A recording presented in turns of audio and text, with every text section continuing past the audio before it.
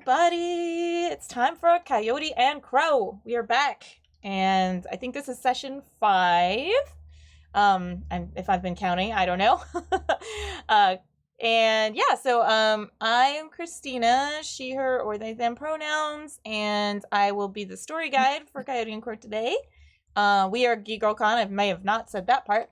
And I am joined by my two wonderful players. Emerald, do you want to introduce yourself? Sure. My name is Emerald. Pronouns she, her. I have a high bun and black headphones, and this is not a Wookiee sweater, but I was flattered that somebody thought it was. I will be playing Nazizi, also known as Zizi, who is a Tinkerer Path of the Crow, and their pronouns are they, them in this game. Take it away, Tina. I am Tina. I pronounce she, her. I work in the marketing aspect of Geek Girl Con. Today I am playing Masi, who is a scout / warrior. She's a fighter, and I have a little fox with me. Her name is Koo. She's my ever companion. Oh. Yeah. It. I'm excited. Yay, me too. Yeah, so I'll go through a little recap, a very quick, overview of what we're playing and what we were doing last. This is, the game system is Coyote and Crow. It is it's created by indigenous folk who designed a decolonized future. So it's kind of cyberpunk, but in a decolonized future set in kind of what are in present reality the Americas. And the city of Cahokia. And yeah, you are playing Suyatas, who are kind of like, they're called the Chosen, and they're kind of the marshals of keeping the order and everything in Cahokia and the regions nearby. And to kind of recap where we were, you were trying to track down what was going on in the city because there were strange things afoot, that the plants were behaving weirdly and people were getting sick, and you kind of discovered that the DNA, the special egg DNA, sad, that the DNA was being altered, and there's like a special Adenati DNA, which is kind of the gift that was given by the Great Spirit, and that many people have some kind of Adenati DNA. Everybody goes through, or most everybody goes through a ritual that activates that DNA in them, but this time, the DNA that's in some of the plants and had been messed with by a group. Gosh, there's so much to recap. I'm like, how do I do the short recap? I'm gonna get into what happened last session, I think, at this point.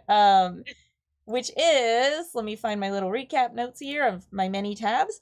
Nichak, who is the kind of director of intelligence for the council, had asked you to, you had seen a scene where Masi's lever had passed from the same conditions, and she had kind of shared through the spirit world, a recorded memory, and that kind of revealed there was a bigger organization at work and that her sister was involved. And so Nichak, the director, wants you to kind of figure out what the heck's going on, and wants to get more evidence so that they can get everybody at once, hopefully, and not just send them into hiding as soon as they bring in Patchy, which is Gatz's sister. So you went to do that. You met Patagita, who runs the Remember engine, and he, he's trying out different names all the time for it, but it's basically a thing that recreates memories, or at least extrapolates memories based on all of spirit data, real data, just imprints. So it kind of does a combination. It requires somebody to do the spirit connection, which Awa was doing for you. And you also met Sokola there, who is one of the eels, who are kind of the Suyatas, almost mirror. They're the kind of street vigilante types, and they run the gamut in terms of morality and ethics. Let me see, where we got. So you went through the memories, and you kind of saw Gatz's well, first of all, you relived a memory of Zizi's first time meeting Gats, and her getting the phone call. You were able to kind of like recreate the phone call that you didn't hear the first time, and find out that her sister had called her in, and her other sister as well did something which initiated her or made her sickness much worse, essentially. And then you kind of saw that scene, you got some information, and then you jumped forward again, and I guess backwards, because then you recreated Gats's childhood ritual of having her Anunnaki ritual, which got disrupted by her mother and some cult members showing up, and that's when you kind of figured out, oh, this cult is involved. And they're like I think the Cosmogog, or I'm trying to remember that. I'm saying that name absolutely wrong, and I don't have it. The like English shorthand is like the Alone. They are called the Alone. Yeah. But yeah, you figured out what their tattoo looks like. You figured out that, but the machine, as it started to extrapolate all this stuff, it's pulling in spirit realm things, and Emerald, Zizi did some things to try and because I was like, I can do better. We can make this scene work better if I could get a little more juice. Like, I have the capacity. And Zizi found that there were some things that they could change. There were some safeties they could turn off that would kind of make just everything flow around, yeah, tinkered with it. We don't need this safety protocol right here. Flip. And so it was working great for a while, and then when this scene happened where there's these angry cult members and they're kind of disrupting things and causing into a scene, Zizi noticed, I think it was Zizi who made the roll that noticed spirits were actually coming in, kind of taking on roles in the scene, and these spirits were trying to perform the roles and behave as people and objects in the scene and fill out the details that are missing. But as things kind of spiral out of control, it's almost like it gets that channel that's open through the machine and Awa are kind of gets busted open a little bit, and these things kind of go out of control. And so when we were last together, there were spirits kind of getting out of control, kind of flying out and around and spiraling around the outside edges of this room inside the Remember Engine. Some of them were locked into the forms of the cult members that you had seen in the scene. So as we come in, you kind of are still in that environment. You can still see the big fire that was there, and you can see some of the kind of the people it had filled in. They're kind of on the edges, as if they're where the wall kind of is. You can kind of see them on the edges of the surrounding area, so you're sort of still seeing it, but they're kind of flickering and changing a little, and there's all this swirling spirit energy happening. So we're gonna, I told you both this before the call, but we have an initiative order that you'll see on the screen, that kind of shows where everybody falls. I didn't tell you what the others had as their initiative, but you can now see it. Yeah. So Cola, get it. Yeah, she was pretty prepared. She jumped in. I think that was the only thing I was gonna say that had changed with her, is that I think at the very end I had said, oh, she pulled daggers. Well, I didn't intend for her to pull daggers. I had forgotten that I was going to have her drum kind of be her thing. So she has daggers, but she's not, actively using them. So yeah. So we're pretty much going to jump right in that. Hanger last time. Yeah. And now we're going to warrior woman fight our way through. Yes. And I'm going to be experimentally playing some music in the background here. Hopefully that'll be good. So I'm going to start that up. I don't know if it needs me to transition the scene in. I think it'll just start playing it. So folks in chat, tell me if anything is weird on the music sound of things. I've got the music credit down in there. It's just an open Creative Commons music, but yeah, battle music. So we're good because we can't hear it. We can't. Yeah, none of us can hear it, but you all get the experience of very exciting battle music going. The YouTube video later will be very exciting. I wanted to figure out how to make it run, but anyways, so we're jumping in. Okay, so you've got this energy going, swirling everywhere. Sokola jumps in. Sokola's got a drum and starts laying down a beat, and you can see that this has a resonant effect, and she is clearly in command of this situation. And she just kind of jumps in and you can kind of see waves come out with every beat, like purplish, waves that go, and they can obviously, some of these spirits are incorporeal, and you can see that it has kind of an impact on them when it hits. So you see that. Patagita's freaking out. Patagita's freaking out. He's over there and he's just like sweating, and he's like, I don't know what to do with this. Has never happened. Oh my god. And he's kind of like, trying to do things. Awa is remaining perfectly calm as always. He looks nervous. Classic Awa. Yeah, classic Awa. Sokola says, she says, if I can find some voices. You have to keep the machine running. We need to keep these spirits occupied. They are playful, not hateful. They do not mean to do harm, but they are... Do either of you have children? No. You shake your head, yeah. Gross. Well, Some of my siblings are basically children. Well, then you're familiar with the way children can be. I have a child, and when she stays up past her bedtime and something very exciting is happening, she gets a little volatile, and this is the mega-powered spirit version of that. And so she kind of explains very quickly while kind of holding these spirits off. She's kind of trying to tell you, these spirits are, and Awa kind of seconds this. He's like, I don't sense hateful energy from them. But you know that they are very excited, and they are going to be trying to, they think they're playing. They thought they were playing, and now they're getting very excited, and they don't know what they're doing. And they're just playing with the scene that was happening, which was a scary and intense scene. And so they've kind of, as things kind of spiral out of control, these spirits are like, we're going to play now. We're going to make some new rules. What do you think? So we're kind of jumping into that. The basic essence of this is that Patagita, I guess, do either of you, like, before we like roll into it right away, is there anything you ask or want to say or do before we like immediately jump in? Okay, get into it. Okay. So Sokola basically gives them a quick instruction of like, we need to keep this machine going. And Awa kind of nods with that, and she essentially, you get the sense that if this machine isn't here and it isn't providing a structure for these, then they're just gonna go wild. They're like the throttle, the channel would be wide open. They're just gonna swarm this entire stack of units that Patagita lives in, and they're just gonna break out. Right now they have something to do. But they are aggressive, and they think they're in a fight.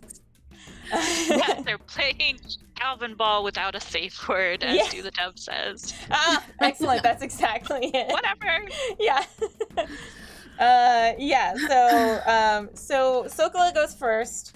And Sokola is going to, she keeps going on the beat, and she's kind of doing a chant, and you can kind of see, like, she does a little kind of like dances as she goes, and she starts going around the edges of the room, and some of the spirits kind of gravitate towards her, and they're shapeless and formless, and you can see them sort of flickering through different shapes and changing, and they kind of start to, a few of them peel off and go towards her, and so she's kind of successfully pulling some heat. I'm going to be rolling for her. Pied Piper. Yeah, exactly. She's Pied Pipering a little bit.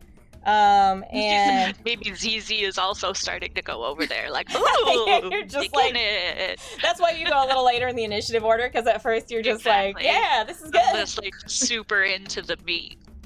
Okay. Yeah. Yes. Exactly. Okay, so she does succeed. So basically, yeah, what happens is a couple of them sort of form, like they follow and they start pulsing in different colors and to the beat that she's playing. And they sort of just start following behind her and taking, like, they go into a rhythm, right? She's got them captured into a rhythm, but she doesn't get all of them. So there's more swirling that are around that are still flickering and changing shapes. And you've still got those cult members that are kind of moving in towards you.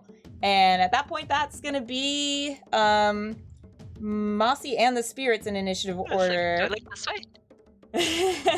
Am I looking at Tina? Oh, that's a good question. I have to look at. Let's see. Are you? Yes, that was excellent. You did it. High five. I'm gonna say that you go before the spirits do, because some of them got distracted and Other way. Yeah, you go that way. Yeah. There you go. Perfect. I think you got your high five. We got it? Okay, good. Yeah, there we go. Nice. Yeah. So, what is Masi's reaction here? What is Masi doing? Well, I was all amped up to do some fighting, but now I can't hurt anybody. So I yell out to Awa, change the memory, move it forward, or go back to something different. Like yelling at him to do what he can to change the scene, and then I will say that you got the impression that the ones that have taken the physical, tangible forms, they are going to try to hurt you. They are going to be trying to make attacks. So the ones that are in those forms, you won't necessarily be hurting them on a spirit level. Like they're as spirits, they're intangible, but they're manifesting, right? They're turning into this for a little bit. If you were to hurt them, yeah, you can fight them. Yeah, you can still fight them you would probably have to, because they may attack Patagita and Awa, who are trying to keep the machine and the spirit connection going, and they're trying to slowly throttle it down and calm everything down. So they're like inhabiting these corporeal things that just happen to be filled up with like cult rage. Yeah, right. Yeah, exactly. Yeah, they're basically just manifesting like this. It's not the spirits' fault, okay? Okay, I still yell to try to change the scene. Okay, you want them to change the scene. Do what he can to like edit what's happening from a remember machine level, and then I will send Ku to kind of stand in front of the two of them, Awa and Patty. I'm just gonna call him Patty. That's fine. Yeah, Patagita, aka Patty. Yeah, Patty. aka Patty. So she goes and stands there to kind of keep a little bit of a barrier, more so in like nipping at things or just barking, chirping at them to kind of get away. I have my war club out. Is there one close to me? I don't even know the place. Yeah, so yeah, that's true. You've got, I think there's like 3 cult member type spirits that are kind of advancing on you, and they've got jerky motions, and sometimes you can see like an after image sort of pop out of them and then pop back in as they sort of kind of maintain this form, but they're advancing on you, and they've also got knives. They're coming at you. So you've got, I would say, because it's sort of, it's a big room, you've got them kind of almost in a V shape coming towards you. So you've got one in the front that's closest to you and Zizi, and then there's 2 that are kind of more in the back. Okay, since they seem jerky, I'm gonna assume maybe that they are a little off kilter, and I'm just gonna attack the first one, go at it, attack it with my war club, just trying to like 1-2 knock it upside the head and knock it down, and maybe dislodge the spirit from the digital apparition or something like that. Okay. Yeah, that sounds good. So you're gonna make a melee attack. We are going to kind of be remembering on the fly how combats work. I forgot to open my app also. You've got time, because I'm looking up the combat thing. And just as a reminder, on your turn, you can take primary action, which would be something like an attack, and it's also skill checks, and you could delay or change your order or do an ability.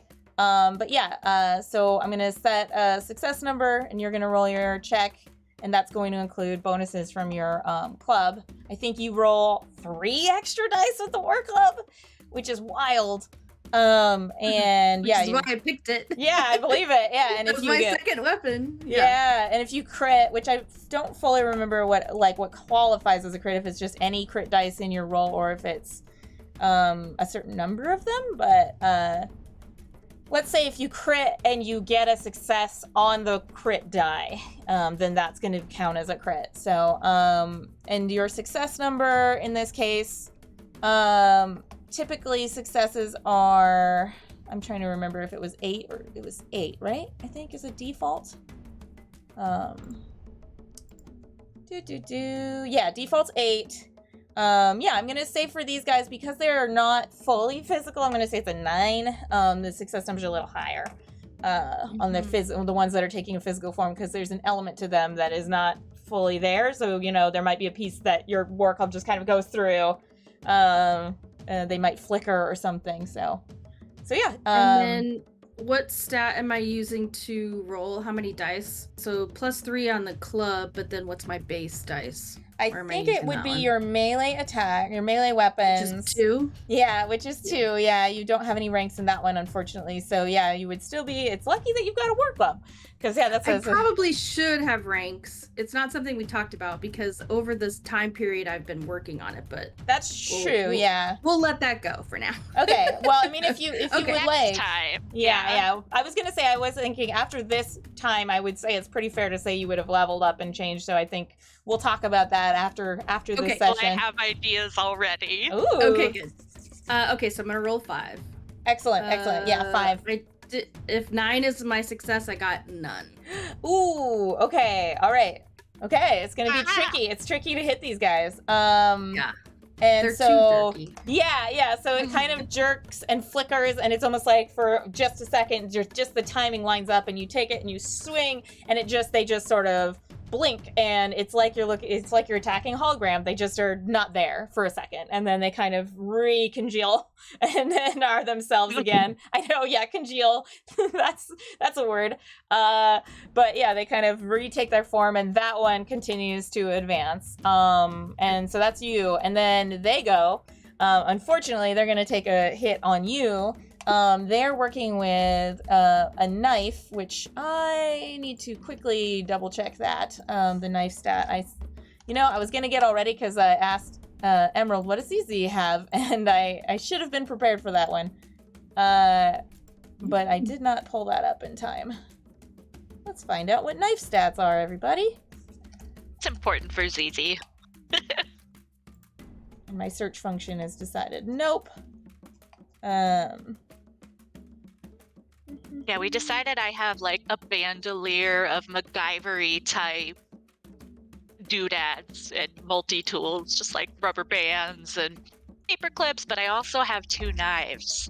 Excellent. Which I think I've been like practicing with knives since that was like a big part of like Masi and Gats, and I'm like, oh, I want to be good with knives, and I have like +1 ambidexterity, so I'm like, oh, I'm gonna learn to juggle them.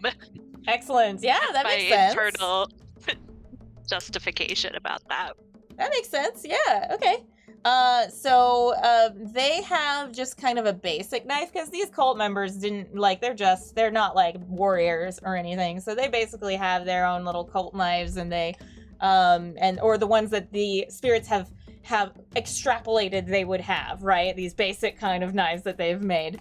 And they get 3 attempt basically. And so I'm gonna roll for them really quick. They get 3 tries to hit me? No, sorry. Yeah, they have dice. 3 dice. 3 dice. I apologize. Yes. Not 3 tries. Wow. Yeah, no, that would be intense. I'm like, they would destroy you so fast. Dodge or... Okay. Yeah, really. So now we have to figure out, okay, so I think they have to hit your physical defense in this case. So what is your physical defense? You have, or I guess it would be, okay, your defense is 9, and your body is 12. Yeah, they do not hit you. They take a swing, but their jerky moments are, and then they kind of freeze for a second, and then like come down, and you're able to sort of be like, nope. So yeah, they do not make the hit on you. The other 2 advance. There are 2 of them. One of them is going to try for Zizi. And so they kind of take a swing at Zizi. And Zizi, what's yours? Yours is a little lower, your defense. You've got a 6 PD. So they're gonna make a check. Okay, they do make a hit on Zizi, and Zizi's body is so fragile. So you will take a point against body, so that you would be at 6. Ouch. The third one is trying to move past And the third one, kind of as those two have tangled with you, is kind of moving towards Patagita and Awa. Oh, Patagita, watch out. It doesn't reach them right away because there's machinery kind of between him and Ku, basically like, "Arr!" And so, you know, we'll kind of say that this time that one isn't able to reach, but by next turn, that one will kind of get around the machine. And you can also at that point do something defensive with Ku maybe and just like have Ku do something. But this time it's just more like they got blocked by the stuff that's there. Okay. Cool. So yeah, then we've got, I have to keep looking back at Streamlabs to remember my order. So this is Awa's turn, and Awa is still hooked up on the machine basically. He's got, you know, wires going into random ports because he's got so many cybernetics on him, and he's, you know, eyes are kind of like in a second mode, cybernetic eyes, and are like, you can see like different colors flashing across there. He's basically making the equivalent of like concentration checks, and he's trying to get the spirit stuff. He's maintaining the channel, but also trying to funnel it down, like throttling bandwidth on this connection, because you can't, if they try to close it immediately, it's not going to be good for anybody.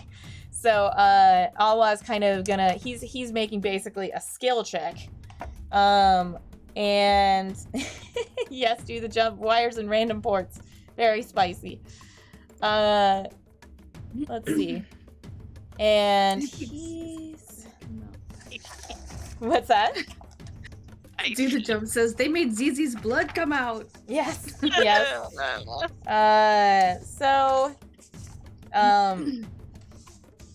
I'm trying to figure out which one of these sheets is... Oh, well, there it is. Okay, so he's making essentially a spirit check.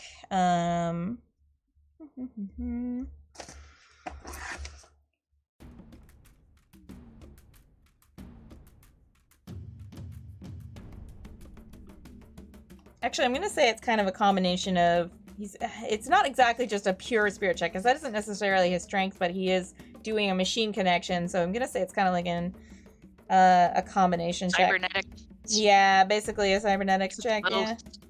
Yeah. That's what we like about Coyote and Crow, is it's all one thing. It's all spirit and mind and soul all together. Yeah, exactly. So it's going to kind of be a mixed. I'm going to say that he's got about like 6 chances, but he needs to get at least a couple successes for it to really count. So, boop. Okay. Oh, he does amazing this time. So he's good. He does have a disadvantage at this first time because the machine has just gone. So, but he rolled 2 crits. So, he's okay. He's maintaining the connection. He's handling it well. Like, it didn't really phase him because he's very centered. He's got a really good like frame of mind. But you can tell as things get more intense, there's the potential for that to be disrupted. Let's see what we got. Yeah, that's Zizi. What's Zizi want to try?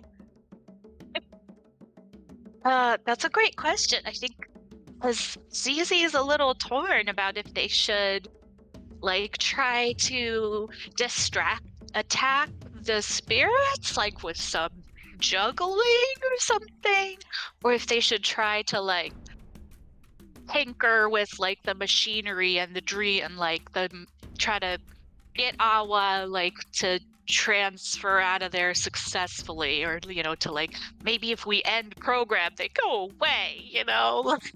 You do have someone attacking you. Just That's as right. a reminder. I did just get hit on the head. Yeah. They made you bleed your own blood. Yeah, so. You are actively engaged in combat. Yeah, they definitely would. Probably you would have another. I don't know if attacks of opportunity are a thing in this particular game or not, but basically there would probably be a disadvantage of some kind if you tried to disengage right now. So it might be good. Good point. But your thought process probably does go there. I mean, like, even though you're in combat, you're probably like, how do I fix this? That makes sense. I got hit on. That's where Zizi's brain always goes. It's like, how do I fix this? Tinker. But yeah, I guess if I'm being attacked right now, maybe I'll try to defend myself or something. Whatever. Yeah, so it's just I'm not very good at fighting.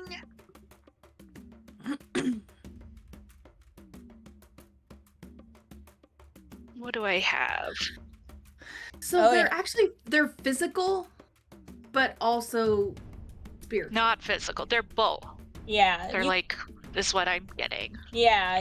You can kind of assume that they're sort of pulling from if you want to get into like science of it, it's almost like dark matter and antimatter and matter kind of sort of thing. They're pulling from matter in the environment somehow to make themselves tangible, and they're probably just getting bits that otherwise are just sort of floating, and they're kind of incorporating that into themselves. I mean, they wouldn't be able to make too much of that while they're just in this room. There's going to be a limit. If they expand past this room, there's a real danger of them starting to suck in more matter and, create more tangible spirits. So that's kind of what's going on. So but they still have that spirit component. Yeah. So could I try to do like a crafting check to like make one of my knives also be damageable to spirit? Like, oh, maybe if I make my knife also have a part that hurts intangible things by attaching this blob of something. Then I can throw it at them and it might hit both. Interesting. Okay, I would say you could try to do it. I would say that, let me see. Do you have ideas of what ideas Zizi might have as ways to make it work on spirit, or do you? Let's see. I'm trying to think for you also. Yeah, I know. Just with their knowledge of like, maybe like if I dip it in a certain herb or something, because I know stuff about like herbalism. Okay, that makes sense. Then it could act as like a spiritual damager also. Okay. And yeah, like what damages a spirit? I don't know. Yeah, prayer over it, or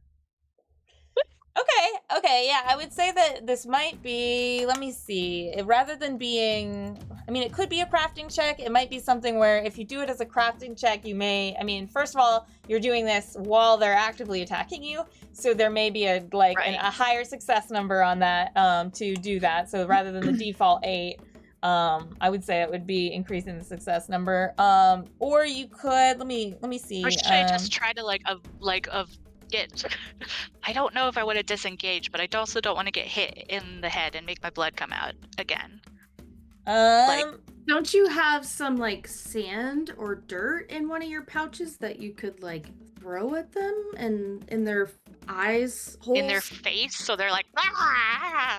Yeah, I got a like pouch in my bandolier with some ground up stuff. Okay. Yeah, I would say that, so a couple different ways you can go. So if you want to adjust your knife somehow, there is a disadvantage, and it would be something like a combination between crafting and herbalism, because I would assume that you would kind of get a knife, get some herb that is like has a high spiritual impact or has a deep connection, and you would kind of be like quickly like applying some of that to that or something, but while being attacked. I want to do something more like I bet it makes it immediate. Ooh. Intense. Just be like. Okay, so that would be one option. Or if you were trying to do like throwing something in their face, that would probably be like that's a. Gosh, I don't even know what one that would fall under. What kind of herbalism, ranged weapon. It's tricky. Possibly range. You do have like 3 in the stat of range, so we could basically make it like a ranged combined with just like an intelligence kind of thing. Like so it could be somewhere between those. So it may be like 5 dice for that, and like maybe. I think that's more what Zizi would be doing, since the danger is, as I've been reminded, like right there. Like I ain't got time to like hold my knife and say like call the Great Spirit into it or whatever. Okay. I'm gonna reach into my bandolier and throw some some herbs, some ground up herbs, in the hope that it'll make them more like solid, like easier to hit. Yeah. Okay. So you're trying to, yeah. So that would like lock them into, yeah. Okay. So let's say, yeah, you kind of throw a cloud. So yeah, let's roll for that then. Like you can roll 5 for that. I'm gonna throw a cloud at you. Yeah, and the success number. I mean, this is just to kind of, you're basically adding material into them. So yeah, we'll solidify them up, which would reduce the success number close to their eyeballs, because we're playing dirty. All right, nice. Okay, so it's kind of an attempt to also like mess with their perception a little bit, potentially. Yeah. Or at least, yeah, how they roll. They're playing these roles, right? So it would I feel like the particles would like inhibit the vision of the physical part of them, but like make more solid the spiritual part of them. That's what Zizi's hoping will happen. Okay. All right, so you reach in there, you throw that at them, and it's kind of a mixture of like, you have a couple different ones, and you've got to make sure that it'll be pretty spicy. So roll 5, and I think that's just a default success number because this is very unique. So I think for the mission you're trying to achieve, there's default. It wouldn't be extra hard. So yeah. So I have 2, 3, 7, 8, 11. Okay, that's 2 successes. I think that means, yeah, there's 3 of those material ones. I'd say you hit 2 of them. You don't get the one that went past you, but you hit 2 of these with some of this material, and they kind of like solidify up a little, and they also like kind of they react and try to rub their eyes, and so they're not fully blinded by it, but they're clearly like the spirits are playing into this role that you've given them. You've kind of put a role on them that they have had their eyes attacked, so they're like, oh no, my eyes. So they're make a seasoning check. That's what Do the Jump said we should do. You season with the spirits. Amazing. So that is effective, and I will say that will reduce for Tina when Tina's turn comes around again. If Tina takes another go, if Masi, that'll reduce that SN, so you should have an easier time hitting them because they're more material now. They're more contained in their forms. These guys are anyways. These 2. So the other one will still have that. Yeah, that one is still kind of funky. That's the one that I want to throw my knife at. So right after Zizi, so then this is the incorporeal spirits I labeled them as just like spirits 1, spirit 2, so it would fit on this initiative tracker.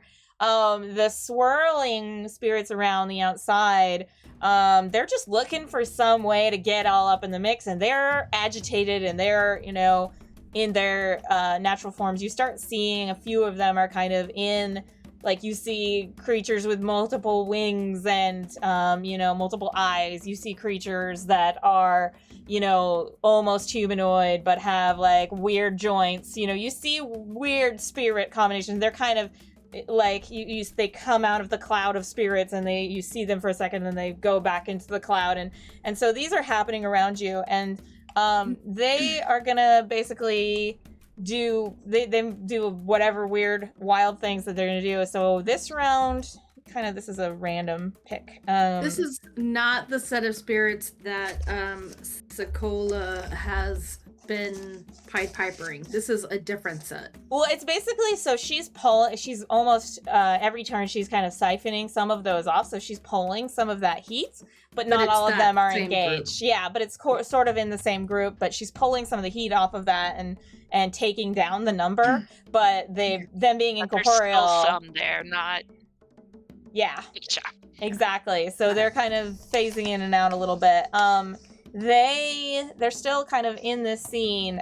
So they, a section of it kind of, you see it turn into these smallish, a group of smallish little, people-shaped things, but like with dark eyes, and they kind of all open their mouths simultaneously, and they let out this piercing scream.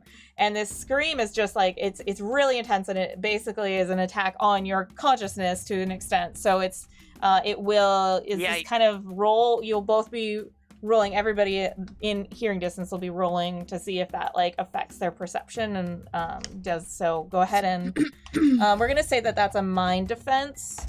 I mean, I have headphones on, so they're noise canceling. Excellent, yes. Bringing it back. So mind check. Mhm. Good thing my mind is super powerful. Oh wait, it's down to 10 now.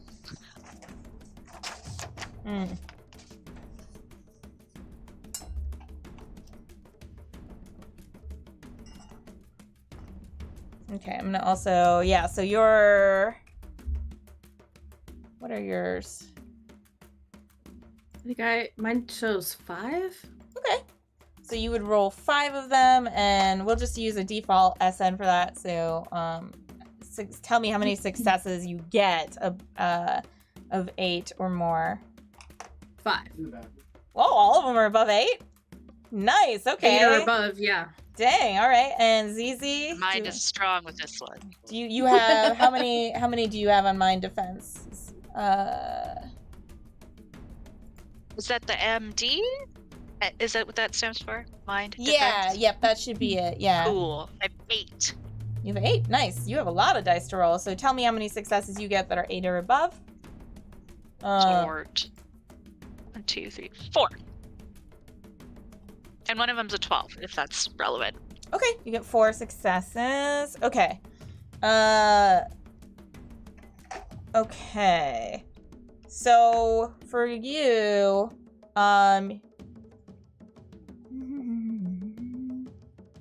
oh, this is kind of reverse of what I thought. Well, we'll play with that. Okay, so I'm gonna reverse the thing. I'm referencing a sheet and I just kind of rolled it a little bit weird, but we're good. So I'm gonna say with that many, you do feel you don't get like you have like you hear it, but you get your hands up, right? Like you get your hands, but some of it penetrates in and you realize that there's like this a mental effect that's happening as well.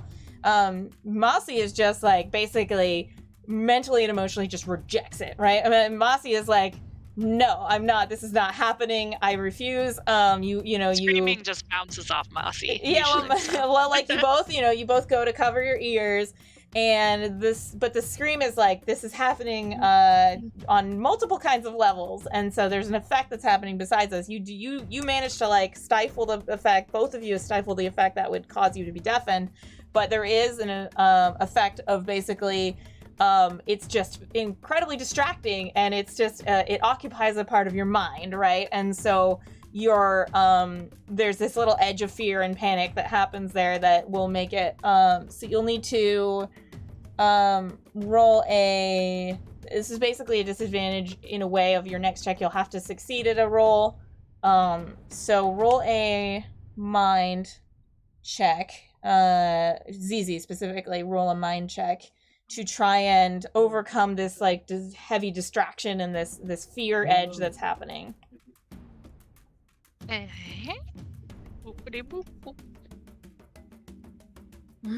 I want to get over 8. Yeah, let's say it's like an 8.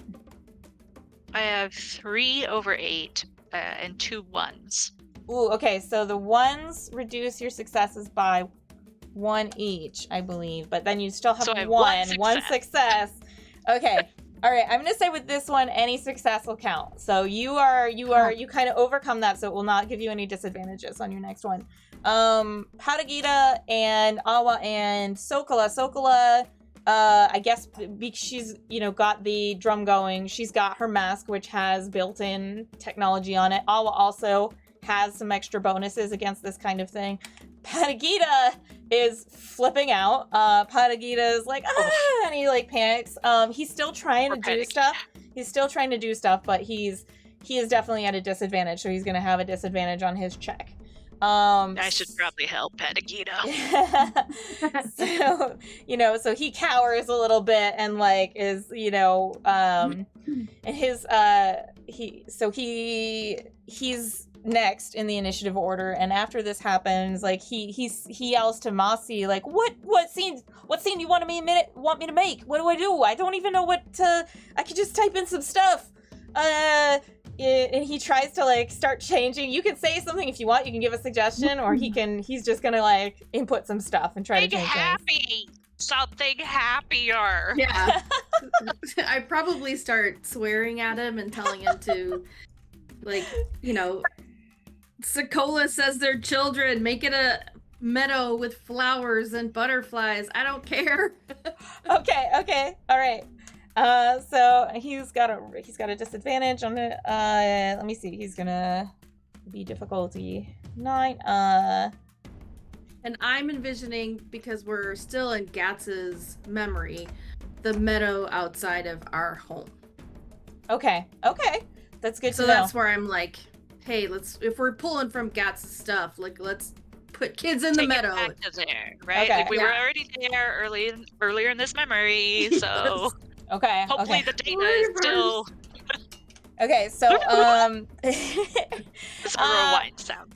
Patagita, being an indoors guy, as he often is, doesn't have a lot of experience with meadows, but he's over there, he's like inputting, changing some inputs. Awa is continuing to, funnel and channel things. You see things in the scene start changing. You do see like grass and the lighting changes, and suddenly you're in a lighter area, but it kind of gets a little wild. There's random plants shooting up that are oversized blades of grass that are just like gigantic and over, and they're screaming. Great. Yes, there are a couple that are just screaming, but not at a piercing scream, just a couple of screaming large pieces of grass. There's a kind of a steep slopes on the side. There's some of the spirits kind of fill in and they turn into these weird monstrous flowers, and they're just like, and they like, like plants that eat us now. He didn't do great. He didn't roll great, guys. So these other two in front of you, they look confused, the two that were cult members, and the two in front of you, they kind of like stumble towards each other, and they kind of, you see their limbs start folding and changing, and they grow fur, and it seems like they're trying to figure out something that goes into the scene, and they're like, but the energy is still really messed up, and the data's really messed up. Everybody's stressed out. They turn into this like pretty much like a bear thing. So they kind of like.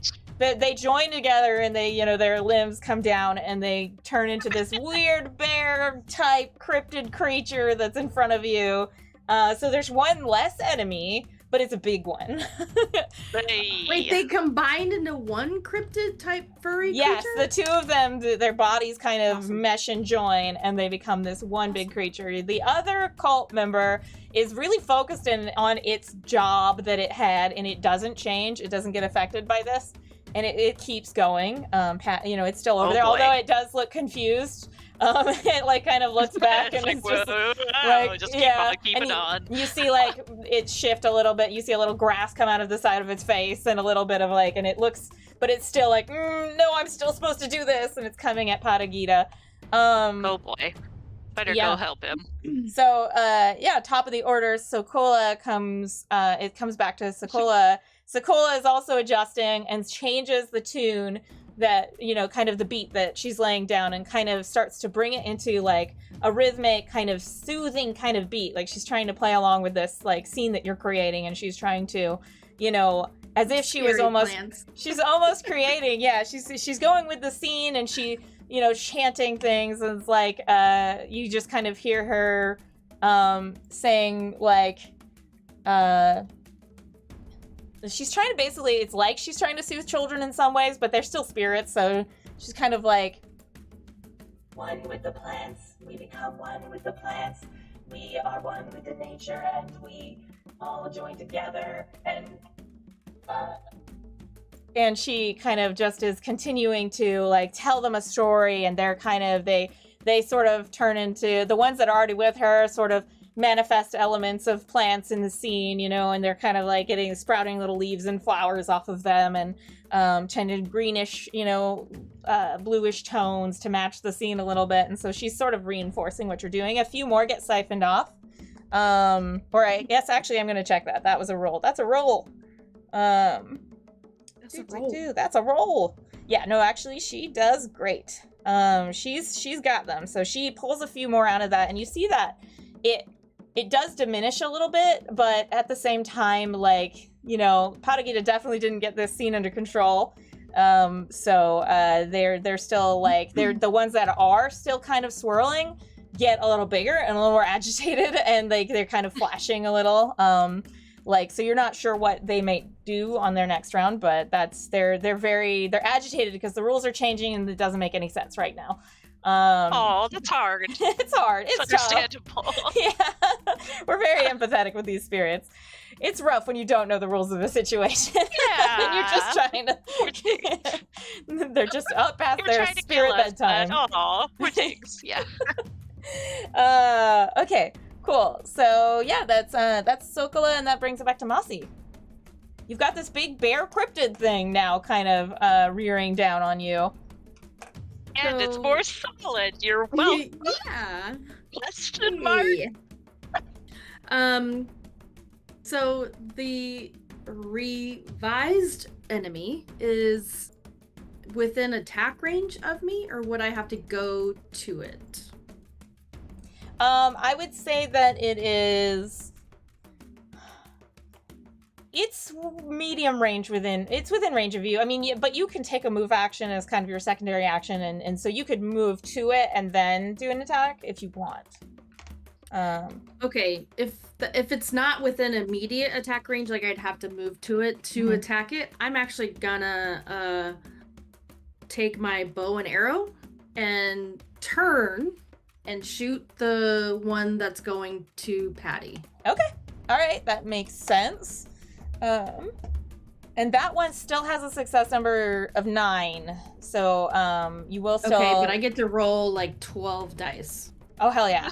Hell yeah. Okay. See.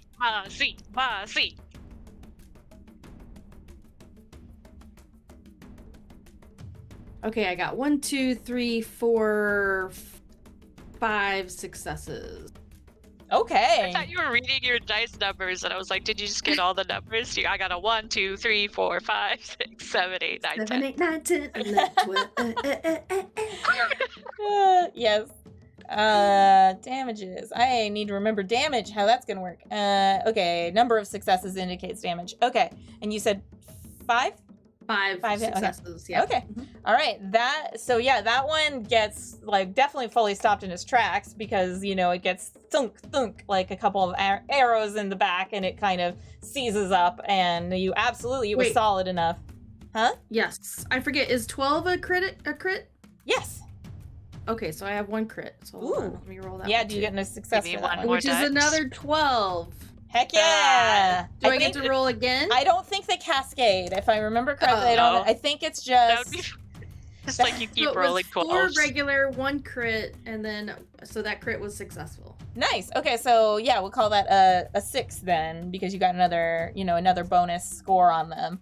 Okay. So that one looks pretty messed up at this point. It's bits of it are poofing off into more like kind of that spirit energy that you see around the room and sort of just dissipating off of it. And so now it's like, this is gruesome, but it's kind of, there's chunks of it going missing. So it's just, I mean, it doesn't look like it's bloody or anything, but it's just, there's like part of its head is just gone, and it's just got one eye here, and it's, it's got like part of its left arm is missing completely, and it looks like it's lost the function of that, but it doesn't look upset. It just is like, it's like, and it's like those other parts are kind of recongealing elsewhere. So it's like, you can see it's kind of like, you're kind of chunking away at the material essence that it's taking, because it's kind of making this projection.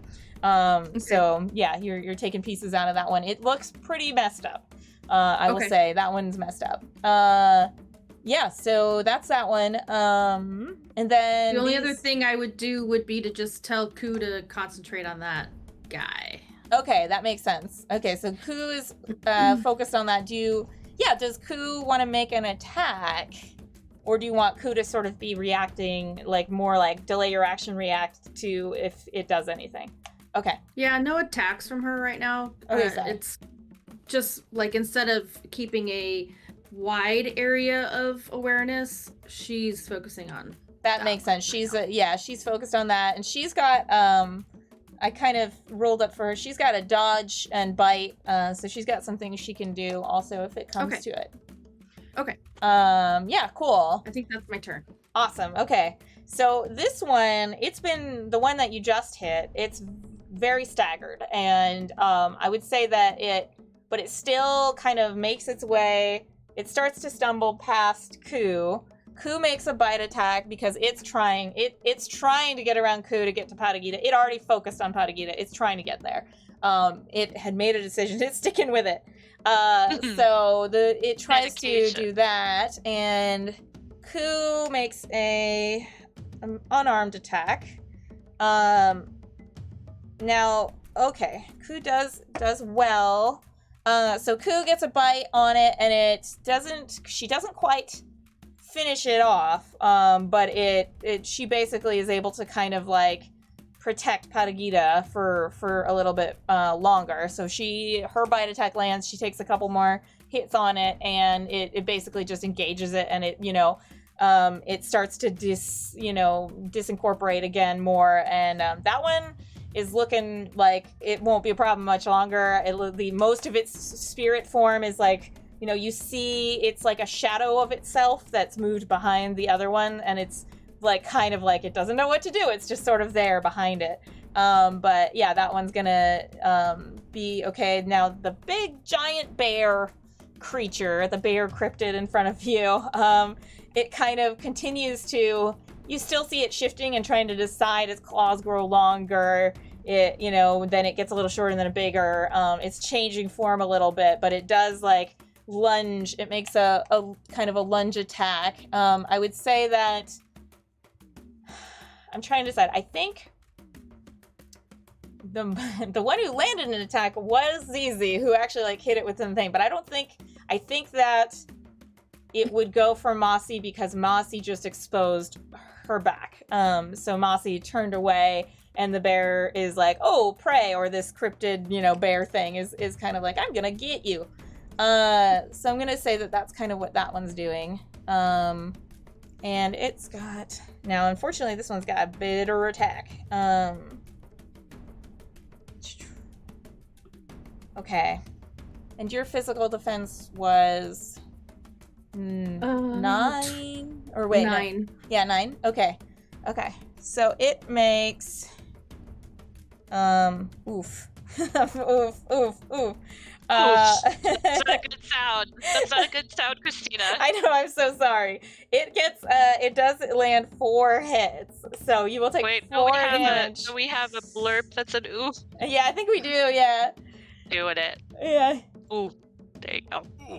Yeah. So you're talking about my body, your body, my body points, which luckily for you is a lot.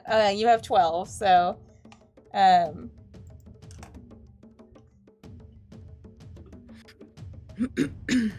so you would be what, 8 at 8 now, I think, correct? Okay. So yeah, so that kind of, it gets you, and it basically gets in. Those claws feel very real as they go across like your arm. Yeah, like because it's like across your back, right? Because you just turned away to fire an arrow, so it kind of gets across your back and does and you get cut. So yeah, it does some damage. Now you're angry. Now I'm angry. Yeah, that's valid. So yeah, so then let's see, that was them. Then we've got Awa. So Awa's still kind of making these concentration checks, and Awa's gonna kind of like continue to focus, and he's just trying to funnel things down. And he rolls. Okay. All right. He succeeds again. So he's doing his job great. Patagita isn't really doing great on his end of the deal. And the thing is that these two, in order for this to fully close down, these two are going to both have to succeed with each other. So because you can see that if Patagita doesn't help keep things controlled, then Awa's funneling isn't really going to be as effective, because there's going to be more agitated spirits. They're going to be continuing to push So yeah, it would be helpful if these two get a success at the same time, because that'll significantly impact how you're doing. Have no fear. Zizi is here. Yeah, and so that Help takes us to Patagita. Zizi's turn. So Zizi, what are you doing? I think, well, although Zizi is a bit distracted because Masi just got clawed across the back, and that's like, oh no! I think that Zizi has such faith in Masi, that they think Masi's fine. It's like, Masi can take whatever. They're totally fine with this cryptid bear, even though they just got slashed across the back. Mm-hmm. It's just Could go help my new friend. It's just a flesh wound. Could go help my new friend Patagita try to tinker with the mechanics of the machine so they can work with Awa to control it and shut it down. I'm not here for screaming grass, okay? That's not how meadows work. Patagita. Okay, so you approach the machines, and you're gonna get up in there. So when you come close, you come towards them, and the bear cryptid is occupied with Masi right now. So you're able to get up close, but Patagita reacts to seeing you, and he turns and he's like, You changed this stuff. I didn't. None of this is supposed to set up the way it's supposed to be. Nothing is set to what the settings were, and the safety's off. I don't understand what you did, but it's got to be genetic. Your family screws me over again. Ooh. How dare you? I thought we were friends. Now Zizi's pissed. Yeah, you're bringing my family into this, my family that I'm estranged from. I am nothing like them. How dare you? But also, I'm I did mess with all the settings and stuff. So Zizi's no, you shut up. You did this. I'm picturing the inside of a TARDIS with all these levers and gears, and I'm move out of the way, and I'm switch this, unplug that, plug it into that. It's fine. I'll fix it. Sorry, Patagita, but yeah, I am kind of I came over here to help you and save you, and I'm still gonna do that, but I'm gonna be mad about it. Yeah, I'm gonna be huffy about it. Okay. Well, he doesn't stop you. He obviously is panicking. He doesn't try to physically keep you away from the machine. Right. He's just lashing out because he's stressed. Okay, I have to be forgiving of that. Yeah. So he's venting at you, and he's accusing you of something related to your family, and so you get you get that hint that there's my family. Something he's got a history there. But yeah, he's obviously not getting into it immediately, but so you get in there, so go ahead and roll. How dare you speak the truth to me? So roll, I think that was, what did we decide, crafting check for that?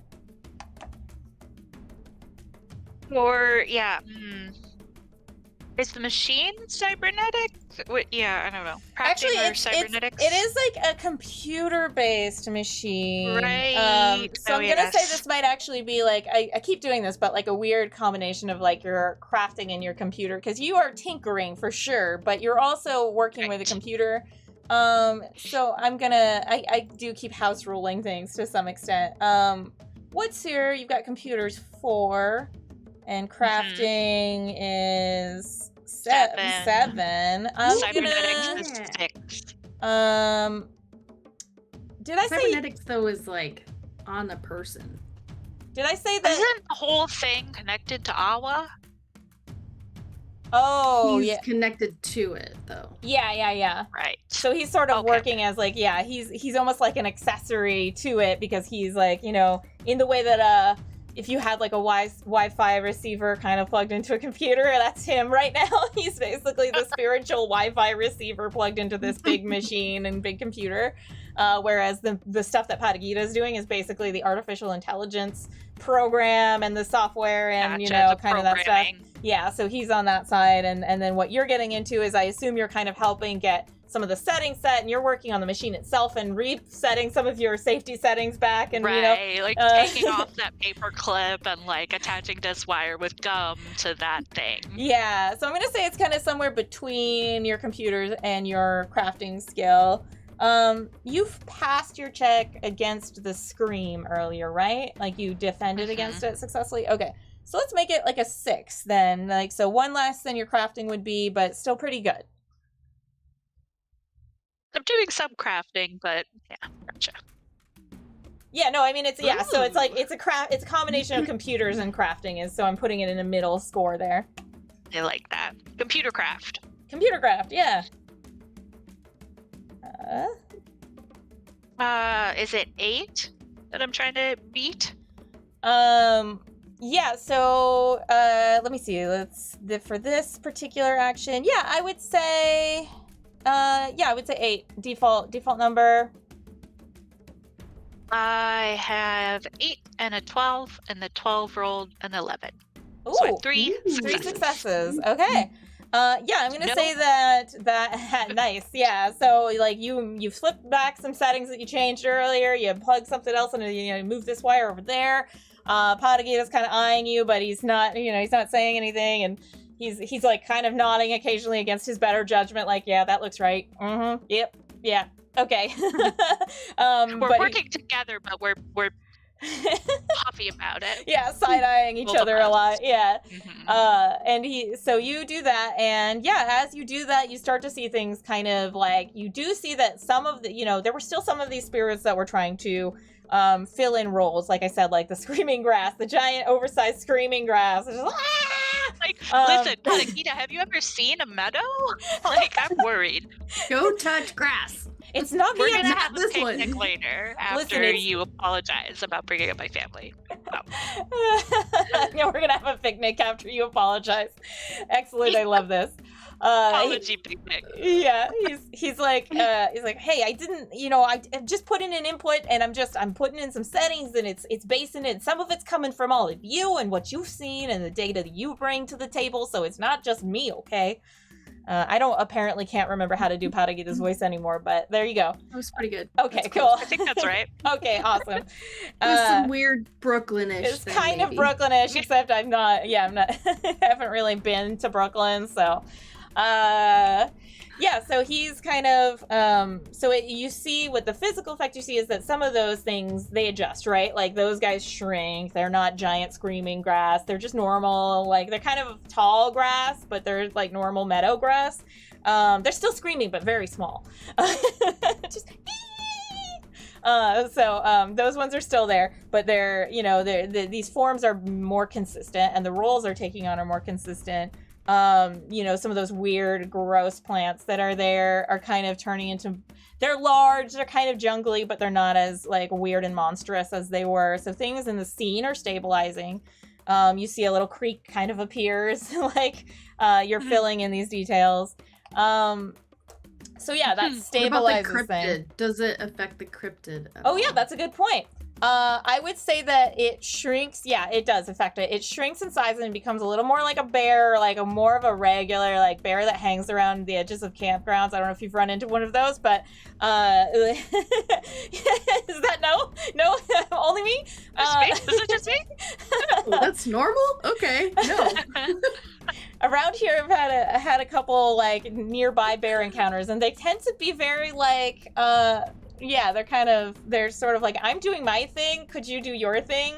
So there's this bear is kind of it turns into more like an actual animal, and like one of the spirits that was in it just sort of pops out, right? And it just turns back into its spirit form, and you see basically like these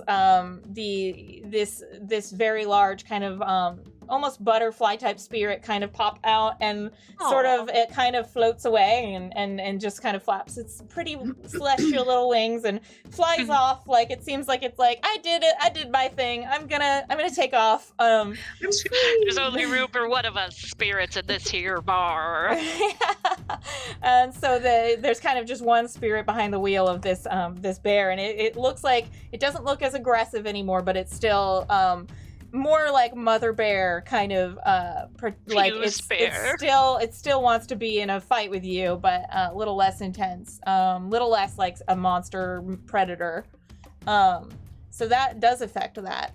So right now things are okay. But let's see. It is now it is okay, yeah, spirits. So this is the incorporeal spirits. So these are also they're still looking for their chance to kind of mess around in here, but they want to cause some trouble.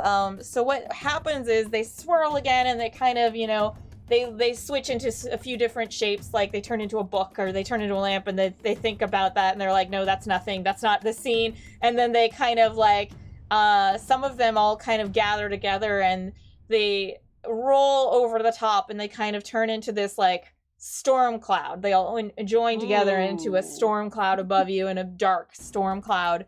And so they basically fire a few like it's like it's rainy in this meadow, right? Like there's a storm rolling over the meadow, and you see basically like a bolt of lightning zap down to the ground in a couple different places, and they start firing down these lightning bolts as they swirl.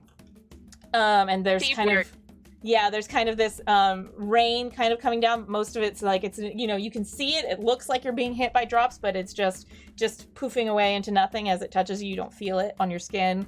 I'm going to they're going to roll. Let's see what they are going to do.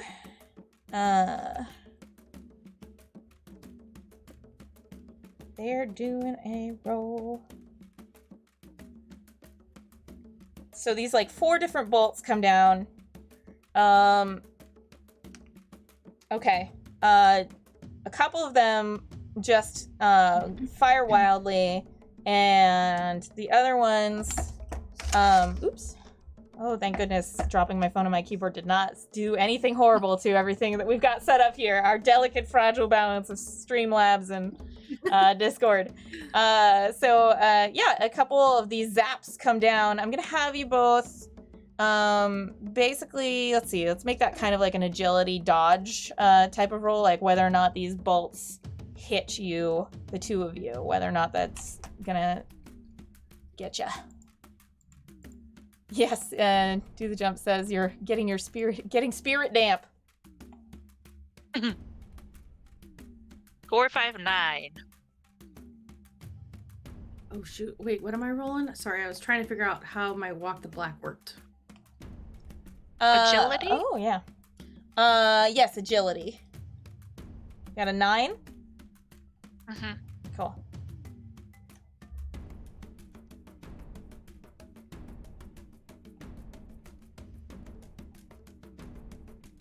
Agility? That's not even on my list. Oh, under stats, it just says agi.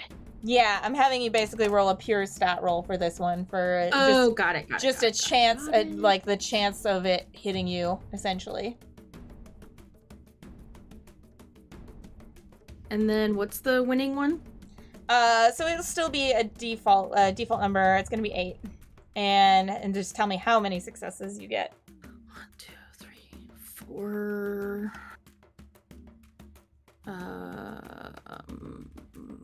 4. Okay. All right. Okay, show off. Sorry, I had a crit too, but it didn't win its roll, so it could have been 5. It was 4. Okay. All right. Well, I got 1. Yeah. So be proud of me. It's still a success. Yeah. Hey, the point is to succeed here. So what happens is I would say, okay, 4 successes out of, how many did you roll? You rolled like 7, right? I rolled 7. I would say, yeah, 4 successes is pretty darn good. So I would say in your case, again, Tina's just made for combat. That's kind of what she does. Masi is like a combat machine. It's true. So in her case, again, I don't even feel the scratch at this point. Yeah, you're just bleeding on the floor, but you're just going for it. So I would say that you, yet again, kind of, this is being agility based, you almost have a preternatural sense, and you sort of like move out of the way of this bolt as it comes down. Zizi, you move, but it kind of like, it hits so close to you, and you get like an energy blast towards you from it. And when it hits you, it doesn't feel like you got electrocuted or anything like that exactly, but what you feel is like you almost feel like you get hit out of your body for a second and then like jolted back into it. And so what this has done is it's Spirit lightning. it's spirit lightning, because these are not physical tangible forms. These are intangible. So that will be soul damage. And then... Oh, my soul just healed from last time. Oh no! So yeah, you feel a weird disconnect with your body, and you take a couple points. You take 2 points of spirit soul damage. Okay. My current soul is 5. Woof! Lightning bolt to the soul. All right. Okay, so that brings us around to Patagita, and so you're helping. So in his case, he's not going to have such a disadvantage anymore on trying to do this. So we're gonna see if hopefully he can succeed and get a good roll here. Okay, he's got a couple successes. He's got a couple of successes, so we're safe.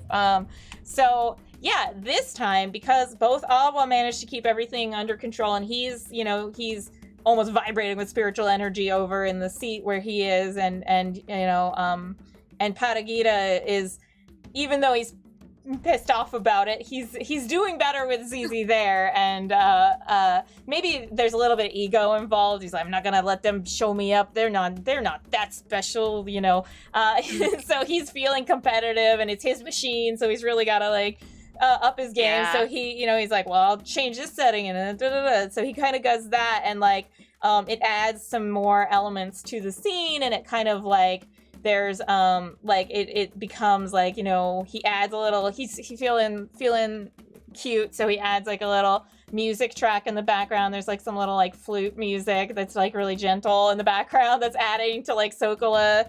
There's some butterflies go across the scene, and everything kind of becomes calmer, and it does it significantly has an impact, and kind of those storm clouds overhead kind of break apart.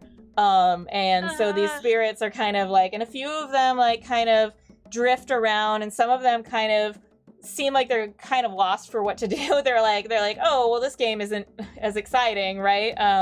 So they're kind of looking for stuff to do. So that does help reduce what's going on. I like to think that the added flute music and the drum kind of dispersed the sound waves dispersed the clouds. Mm-hmm. Yes, absolutely. Whoa, it's already 3:30. Oh my gosh. Okay, so I guess we did not pause for a break. How are you two doing? And do you want a break? You're good? You're good to keep going? Okay. Yeah. All right. Okay. I'm also good, so maybe we'll just kind of keep rolling. Checking. Yeah, of course. Yeah. Sorry I didn't check earlier. I lost track of time. It's easy to do when the story as great as what you do. Aw. Thank you.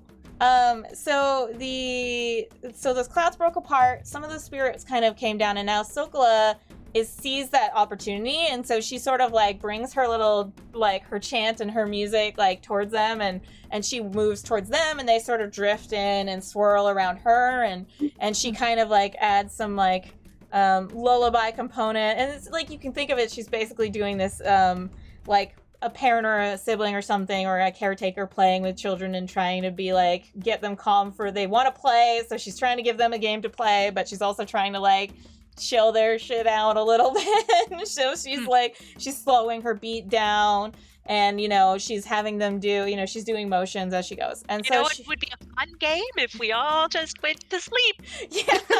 She's who can be quiet the longest? Exactly, that game. That one. Yeah, that game. Yeah, so she's her tone is getting more hushed. Let me see how she do. Oops. Give me the right number. Okay, so yeah, she gets they don't seem like they're really quite fully ready to disengage from playtime. She gets one of these ones that's kind of loose, and the other two kind of return back into the swirling mass on the outside edges of these blackish purplish spirits that are swirling around the edges. But one of them kind of lands and sort of joins into this pulsing motion and follows the same motions as the others, and they're all kind of doing this little dance together, but like, you know, it's not, they don't have human bodies, but they kind of, you can sort of see these shapes that they are in making the same motions and kind of pulsing in the same pattern. So she's clearly kind of rounding them up. So it's kind of, they're consenting to this to some extent. So yeah, that is her. So that brings us to Masi. This bear is still here. It has the demeanor of protective bear at this point. Like it's like roars at you and kind of rears, but what do you do? I was looking to see if I could walk the black to reach the spirit that's still in it, but I can only do that outside of combat, so that is not an option for me right now. Okay. It was a good try. I like animals way more than I like people, so I don't really want to hurt the bear. Okay. I'd like to think that I can use my cybernetic eyes. Do you have animal connection? That was like a gift that was available. I don't think I took animal connection. I think I increased. Oh well, my animal connection is Ku. True. Oh, okay. You do. Is my fox companion, so I don't. That's my I think companion gift. was a different gift than animal connection was. Yeah. But here's my thought. So I use my cybernetics to pinpoint the acupressure points on the bear to hit and put it to sleep. Interesting. Okay, all right. So we kind of say it's like a non-lethal damage type of attack. I mean, it's kind of non-lethal because of their weird spirit physical hybrid connection, but it's also like this is like this is just good for you mentally and emotionally too, because you're not having to like attack a bear that just seems like bear. Yeah, right. Yeah, like I'll hurt people, but not a bear. Cryptid, I would have smashed it. Bear, let's see if we can make it go to sleep. Yeah, okay, all right. Yeah, in a way, I feel like that is an advantage. I would say that would be probably unarmed, right? Is that kind of like you're kind of doing... Yeah, unarmed. I was kind of hoping to add the cybernetic aspect to it as well, because that is what I use to find the spots. Okay, so that was... Because I only have 2 in unarmed combat. Okay, let me take a look. So you've got... I don't think... Okay, so you've got a like total 7 on cybernetics. So you're kind of combining cybernetics and that. So let's say it's like 5 dice that you can roll for that, like, because it's kind of meeting in the middle again. I hope that if the developers of this game are watching, the designers, if they ever watch this, I hope they understand that we're just getting creative here. Obliterating any rules whatsoever. We're just making it up as we go. We're getting creative. We're finding middle grounds. Yeah. I mean, you know, what I do know about their rules is that they say where violence can be avoided, they like that. So they, you know, violence is an option, but they are very like that's mischief, trickery, creative problem solving. These are all things that they value. So yeah, other ways of solving problems besides violence are encouraged. And I would say non-lethal, like trying to put something in a hold or put it to sleep is a option. So I think that's good. So what did you get? You got, so your success number here, I would say probably a 7, because it is something that you're not trying to do damage to it, and because it's almost a spirit, it connects with the spirit side of them in some ways, because you're giving it that role again, right? Like you're not coming at it with hateful or angry intentions, and so I would say it reduces your difficulty. Okay, I got 3 with a crit, but my crit is not special. Okay. All right. No, so that's 3 out of 5. That's great. You're still special. Okay, so that's honestly super good. So yeah, this you land a couple of very, you know, carefully targeted attacks, or I guess for lack of a better word, but these moves on this bear to kind of And yeah, the spirit almost cooperates with you. It's almost like it knows, what kind of role you're giving it, and it's like, oh, okay, and then it kind of like lays down, and it's just like, oh, I'm so sleepy. I'm asleep now. Yeah, so the bear kind of just, kind of like lays down, and it just when it lays down, how many successes did you say you got? 3 of 5. Okay. Yeah, I'm trying to remember. Yeah, I had... Okay, yeah, that would be enough. So, yeah, it lays down on the ground, and then basically it just bursts into a bunch of little flowers that kind of, like, blossoms, and then the blossoms, like, lift, and they, like, they keep their bear shape, and they sort of, like, but they float away, and then they kind of go around you once. Bear. And then they, like, kind of disappear past the boundaries of where the spirits are swirling. It kind of like, again, it kind of is drifting back out into the spirit realm. You can just kind of assume that they're kind of coming from there. So that one is out of the picture. I believe we've still got one in physical form, and we've got some other spirits that you don't know what direction they're going to go. There's a few more that are kind of swirling. Some of them might take physical form. It just depends on what they roll and what they decide. Is the one that Koo was messing with still physical form? It is. It's very injured, so to speak. Like it's like doesn't have an arm. Yeah, and actually, oh wait, where are we in the order? Let's see. So, Awa. Okay. It's Awa's up. Okay. Oh wait, yeah. Wait, the spirits are next, and there is that one. Oh, so right. that They're one. the same. You guys are the same level. But Koo goes with me. Right. Koo goes with me as well. Okay, yes, so I would. If we could roll, I can roll it or you can roll it either way. Her like biting the Achilles of that, like the heel, so that it can't move forward. To immobilize it. Okay, yeah. What it has left of a heel, it has one of its heels left, and the other one's just like like missing, and it's still walking as if there's a leg there, but it's just like, kind of a shadowy shape where there used to be one of its legs. And so Koo goes down and gets the other one. You can roll. It's going to be 3 dice. And man, that's challenging because I'm going to have to say it's a success of 9 SN because it's losing its physical form now. It's fading in and out again. What'd you get? I got 2 8s and a 5. Oh, I'm so sorry. Yeah, so Koo goes for it and just chomps on nothing, and you kind of hear her teeth click, and she's like, oh, kind of looks at you confused. Oh, Koo. She's like, I'm trying to do my best over here. So yeah, she makes an attempt, but she doesn't slow it down, and it kind of still stumbles. It stumbles over, and it makes a swing at Patagita. Now, of course, it's also pretty injured, so it doesn't have that many dice to roll with.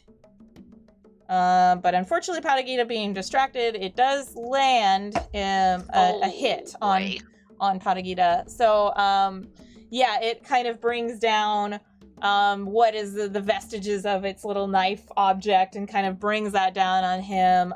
But it doesn't do major damage, but kind of hits him almost in a similar place to you because he has his back turned, kind of gets him across the back of the top of his back and kind of gets a gash there. And he's wimpy. He's so wimpy. So he definitely like feels it, and he like cries out and kind of stumbles away from the machine. So he will be potentially operating at disadvantage on his, but so he's kind of like, I'm bleeding. He's just like crying about it big time. Poor Patagita. Yeah, he was not prepared for this kind of business today. He was gonna go, eat a good meal and get an early night's sleep. Like we won't be allowed back. So that's the spirit. So Patagita just got hit.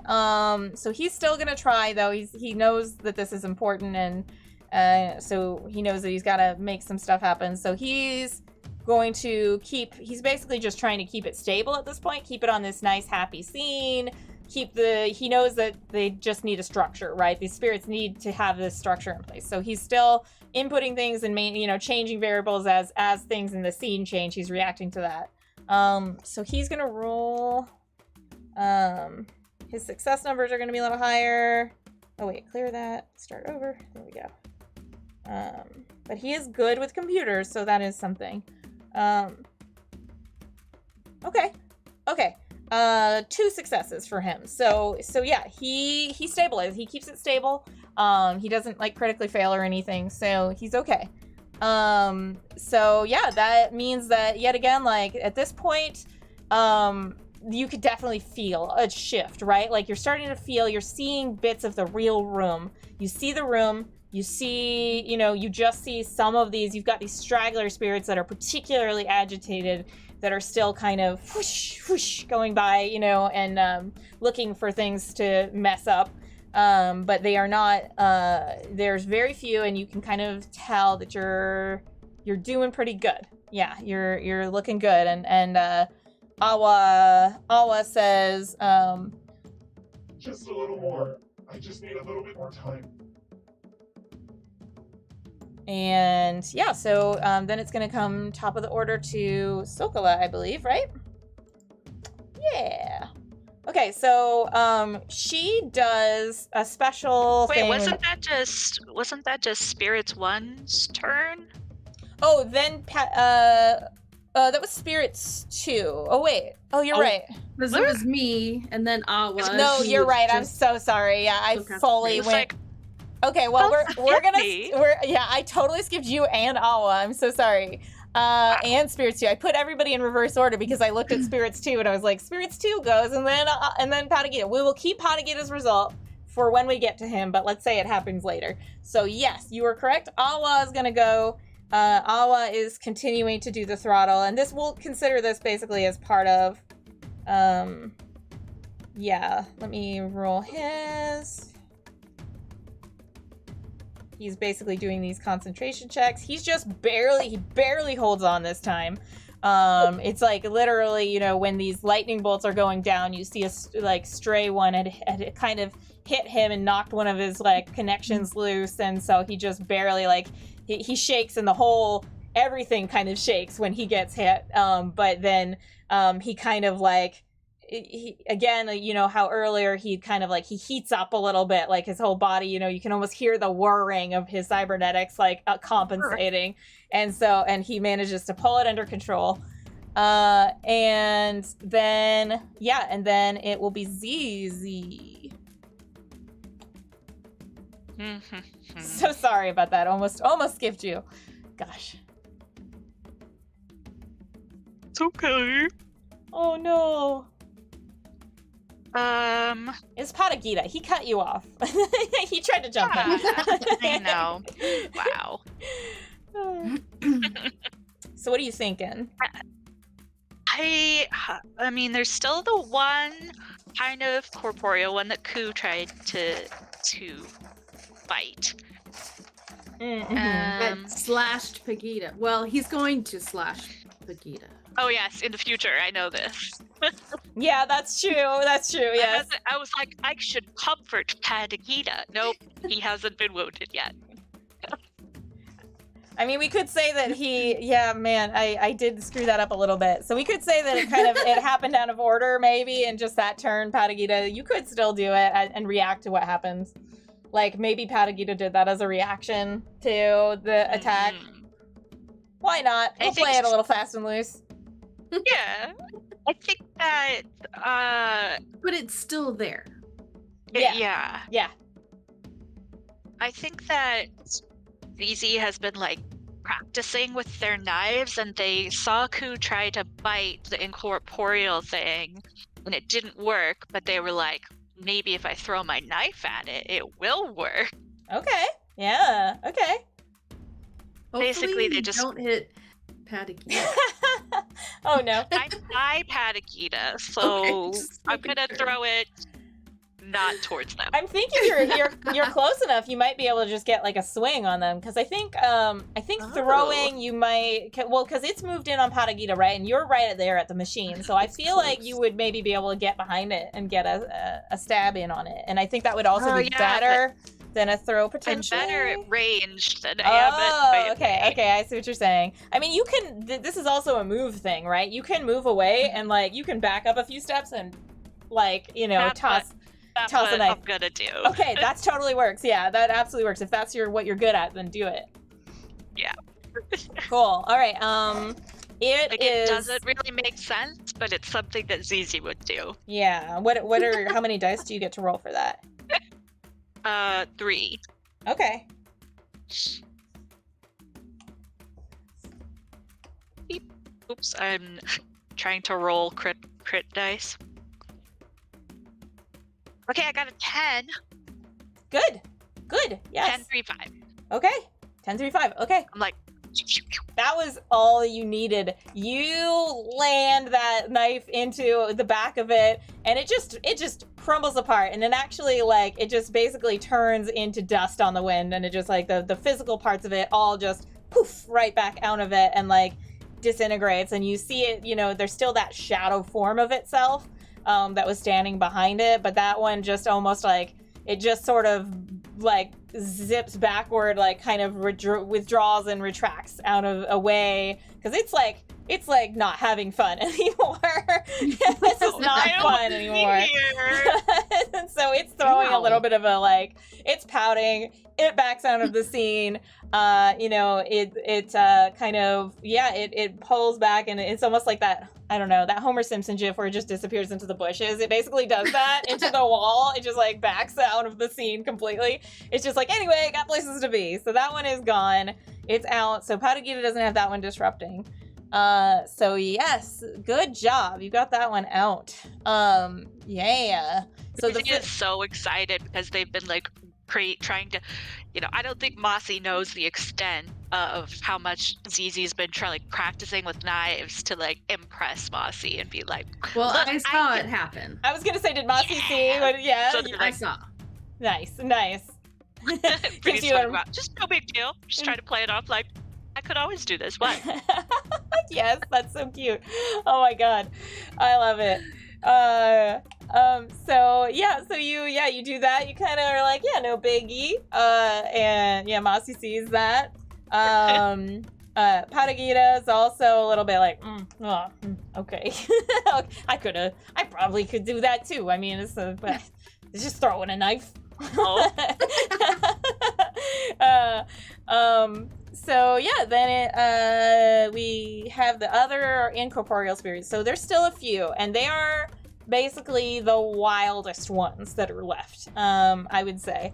And you see these ones that are left again take that childlike form, and you see these multiple small right ears. Yeah.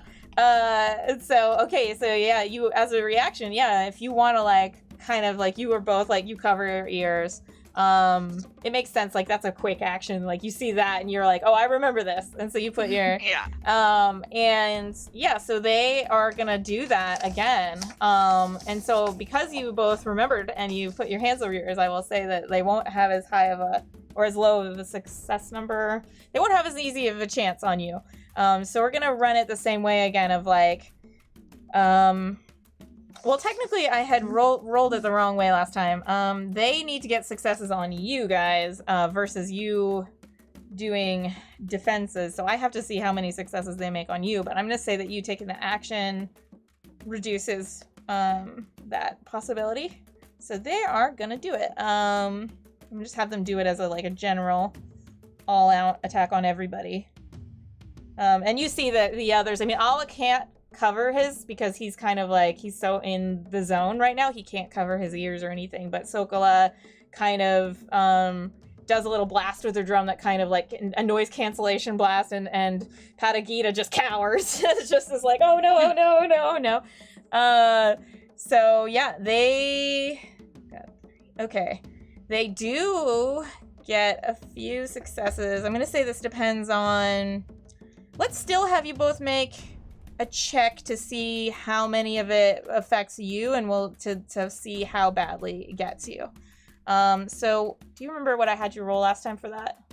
Was it mental? It was mind. I think it was mind. Yeah. I think you're right. Yeah. So roll. Oh, mind. Yeah. Do a mind defense. Check. Okay. Oh, okay. Mind defense. Okay. Oh, wait. Maybe. Because mind defense is like a static skill. So mind defense is what they would be hitting against. Oh, but that might still make sense. Let me see. Maybe just... Yeah, we can say mind defense. We'll say it's against your mind defense.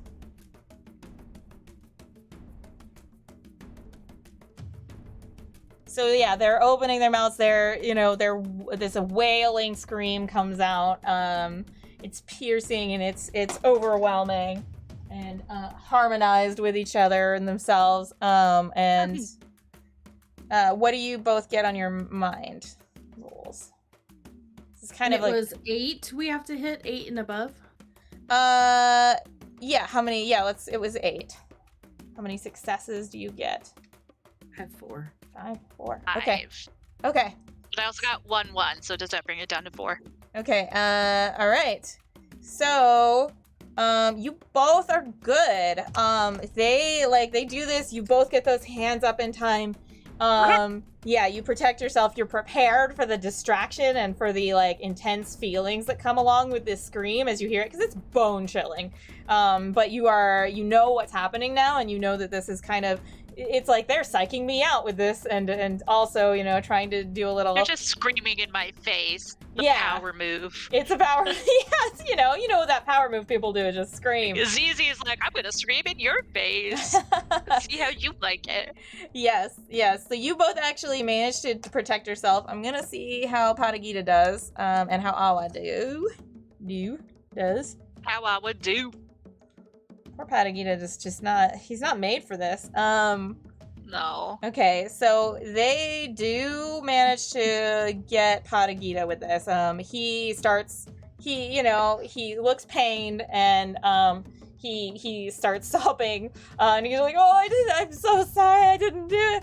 And he's just kind of incoherently so he's gonna have to make an extra check on his next turn that's a will check, to make sure, before he does his primary action, to make sure he can do anything. So hopefully he'll get through that. But yeah, he's got to make an extra little check. So yeah, that was them. We already rolled that Patagita succeeded on his action, so it's going to come back around to Sokola. So Sokola at this point has gathered a large majority of these critters, and she's basically going to do a finale move of trying to shepherd these spirits back to bed, so to speak, and kind of send them away. So she does, puts both hands on the drum and does a little final drumming beat on it, and so she's making kind of a separate type of attack here, or so to speak, an attack, a move, I guess. Yeah, so she succeeds. So you see those some of those pulsing spirits kind of she does some motion after, and they kind of, some of them just go away. She propels them away from herself with the force from the drum, and they kind of go out through the walls and dissipate. She's still got, she's still drawing some of them, but yeah, she's banished a few of them, and things are really stabilizing. It's mostly room now. You still see the scene that the machine is putting. There's a meadow, there's grass, there's flowers, there's blue sky kind of projected overhead, but for it's not flickering as much. You're not seeing the shifting elements. They're not changing sizes or changing things as much. So yeah, so that's Sokola, and then Masi.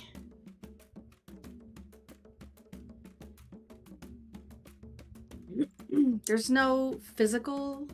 There are not physical ones now. There's the spiritual ones. Yeah.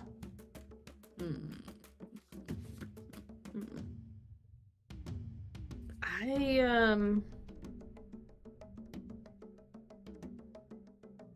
don't really have any spiritual moves because we're still in combat.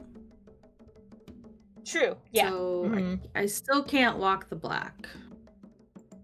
But I would say that, you could, because of the fact that Masi is connected to the black and Masi has trained in that, I would say that you have a very good argument for being able to infuse like your attacks with some degree of spirit essence because you've already connected there, right? You can't fully go into the black right now, but I would say given your existing connection, I would allow for you to be able to make an attack on the spirit ones, the ones that are intangible, and basically infuse some of your spirit into it.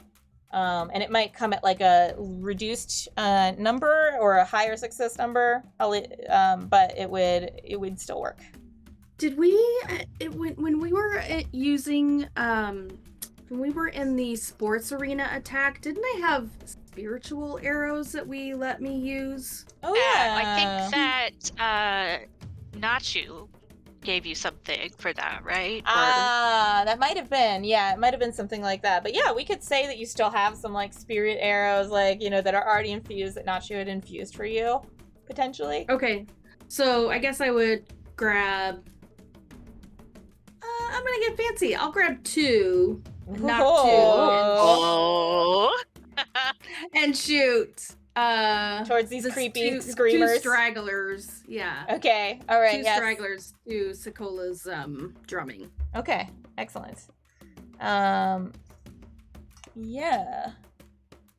So yeah, you go ahead and make a ranged Do you attack want me on to them. reduce my ranged attack by half since I'm using 2 arrows? Or can I just use all of the... I don't think it would be all of them because, yeah, I would say that it would be either, I'll let you pick. You can either, it could be a harder success number or it can be fewer dice. So what do you think? Seems I'll take fair. fewer dice. Okay, okay. Okay. Okay. So I don't even mind rolling half. Okay. So that's 6 dice I can roll. Yeah, that sounds good. Yeah, that makes sense. And the success would be an 8 still? Yeah, we're gonna say a default because it's spirit arrows against spirit creatures. So yeah, let's say that's what happens. 1, 2, 3, 4 successes. Okay. All right. Yeah. So I would say that like you get this. The spirit arrows kind of go flying through each of them, and you manage to hit both of them. And they, they kind of disincorporate again, and they don't have this like little small person form that like with the big screaming mouths anymore. They kind of fall apart and they go into this flying, swirling mass again. Well, there's not a mass anymore. There's just a few like spirits that are still doing it. So yeah, that's good. They're gonna get one more opportunity, and we'll see, and maybe possibly more. They're going to, let me see. They are still kind of looking to play. But they're not in that little form anymore.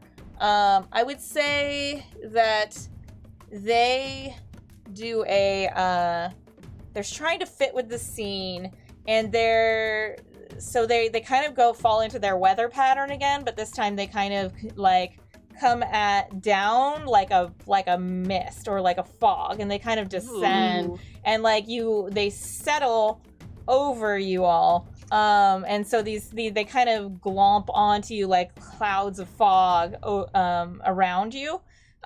So I'm gonna have them, let's see. I would say basically they're trying to, this may be either agility, it might be agility or maybe will. Actually, this is gonna be a will roll, because they are basically acting upon you to try and make a hold on you. They're trying to restrict you and slow you down. So they're settling on you as this heavy, thick spirit fog weighing you down. So will checks, please. Oof. Uh-oh. 1, 2, 4. Okay. So okay. I got 2 successes with a successful crit. Okay. Okay. I'm like, I hate fog. Fog's the worst. Yeah. Huh? Exactly. My nemesis. Fog. My nemesis, the fog. So I would say for for Zizi, yeah, this becomes like a physical weight. You actually feel it kind of, it does that materializing a little bit, and it kind of becomes this like, yeah, it's kind of gross. Like there's kind of almost a layer on you, like this layer that's weighing you down and stifling you. And it's not like stifling your breathing, but it's just fully encasing you. It's absolutely the worst weighted blanket, the grossest weighted blanket in the world. You had a critical success in there. You had like 3, right? So yeah, so you kind of like slash away this stuff as it comes at you, and like glops of it fall on the ground and then dissipate back again. They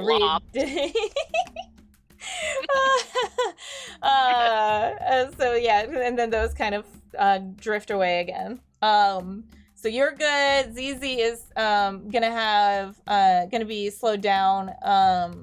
That would affect some things on your turn when it rolled around.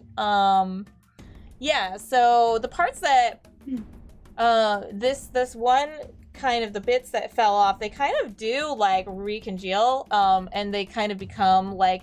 It's sort of more just like a amorphous mass that forms in front of you. It looks like it's trying to take a shape, but it doesn't know what to do yet. Like it's going to become like, and it's kind of like you see the remainder of them kind of coming down and joining, and they all are like, oh, good idea. Let's do this. What's this? What are we making?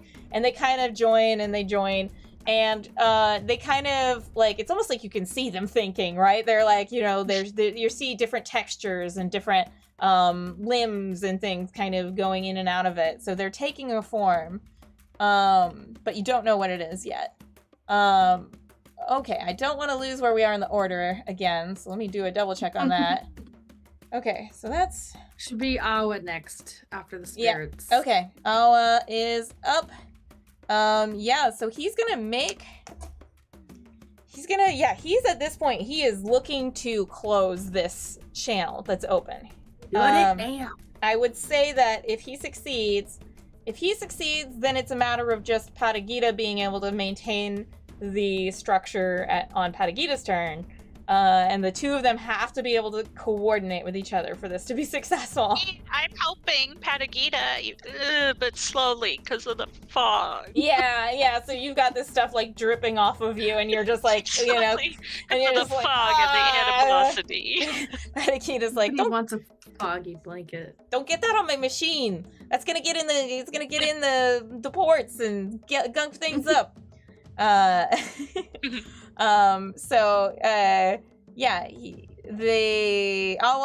does make a concerted effort to really like close this down, and this is gonna happen pretty simultaneously. Like you can see the physical effort that it takes on him, and you can see him kind of sag forward as he like tries to like channel more energy, and he's almost sparking from how much he's like trying to get this under control. He rolls, and he pours all his juice into it. It clearly takes a toll on him. You kind of sense that he's working very hard, and he looks exhausted. But he does, like, you feel like, there's a certain tingle in the air. There's a presence there that you've been feeling, and you feel that like greatly reduced. Like you feel that burden and weight, and like and even Zizi, some of those pieces on you, like it lightens the load a little bit on you, and you can feel that like this is like we're right on the edge. So it's just a matter of whether Patagita's got it or not on his turn, and with what you do on your turn. So if you are able to do anything to support this, and there's still this thing is like. It's taking a rocky form. I'm just going to cover, it's not going to do an action right now, but it's taking a rocky form, and it's like, it's, getting boulders, and it's, getting large and chunky and large, and like little pebbles adhering onto it in different places and kind of forming a humanoid shape. It's going to turn into something. So what do you want to do on your turn?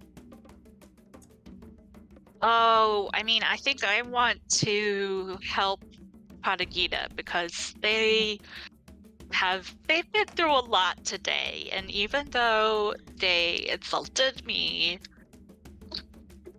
I'm gonna be like, yo, you need to pull it together. What do I need to do to help you shut it down, Okay, so you ask for Patty to give you some guidance on that, and he's begrudgingly accepts your help, and he's like, okay, I'm well, trying to help you. this makes a difference, I guess, kind of like he's willing to make to work together, and so he kind of points out a few places. He's like, well, that one's all messed up. You gotta change. If you could just get those settings over there need to be changed on that machine. Just make sure that that the inputs are all set to this, and he kind of like tells you like the numbers that you need to input in on the other machine. So you go over there. Instructions check. Yeah, right. Yeah. Well, I mean, you'll see. You'll have to kind of see what you're doing over there, but like you go over there with some information that you know. So yeah, we'll make it like again probably a combined computers and crafting check, because it's still crafting is still like trying to get creative, and so you're still gonna be like, well, he said to connect this to this, but the cord's not long enough. Yeah, so I need to make something work. I might need to unplug this thing and put it over here. So you make like a combo check again. I think we did something in between like a 5, or was it a 6 maybe? I think it was a 6. Okay.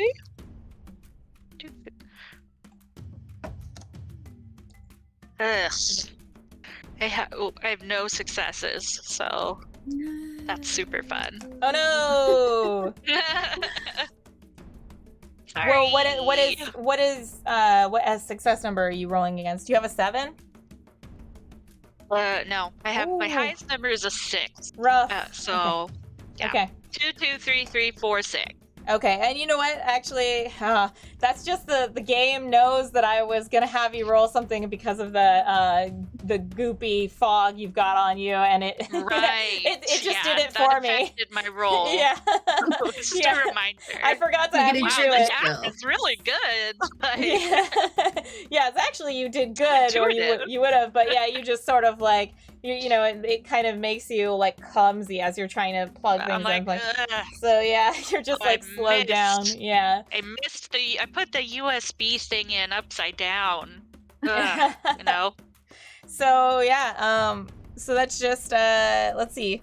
So Patagita goes, I think that's who's up, right?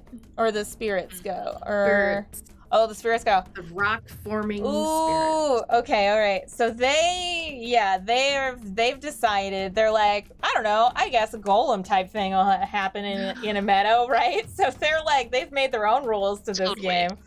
So they're getting pieces of rock, and there's like some like clods of mud in it and stuff, and it's just putting itself together out of earth, basically earth parts, rock and mud, and so like you see this pretty big thing in front of you, and it's going to take a swing, and I think it just takes a swing towards Masi, who has unfortunately been a big target in the middle here. She's very competent. It's just a very like in combat, so they're like, oh, it's fun. So yeah, they're gonna take a swing, and this is gonna be on your physical defense, or on your body, I guess. They get a couple successes and a critical. Let's see how that does. Okay, they do not get the critical success. So yeah, they get 3 total successes on you. And so you would take 3 body damage as like a big club of rock that's, comes down and strikes you in the front and kind of staggers you back. Can I, is there any kind of like dodge reaction I can do? It's not normal, I guess, D&D combat here, but. There are secondary actions that you can do. Normally you would do it on your turn. Normally you would prepare. I think you would prepare the dodge. I don't think it's a reaction in this case, not like D&D. Yeah. So I think in this case it just kind of like catches you off guard, because you don't know what parts of it are what until it finally finishes like adhering itself at that last second, and then takes a swing from an unexpected direction and just knocks you back. So you take some body damage. Patagita goes, and now he has a little bit of an issue from last time because it had gotten a strike on him, and it had also messed with his head, so he's got to make a will check first, and I need to find his stats for that. Okay. Oh boy. Okay, so he's falling apart over here, and he's just like, I just can't. But he does, he keeps it stable. But he isn't able to kind of like close the connection completely, and so he's still just barely holding on. It's kind of like Wes is barely holding on. So you've got another round potentially for one more time. So this thing, you might need to take. It's possible that the golem kind of messed him up, and he's like, I don't know. Obviously, we're not winning. There's a big golem thing.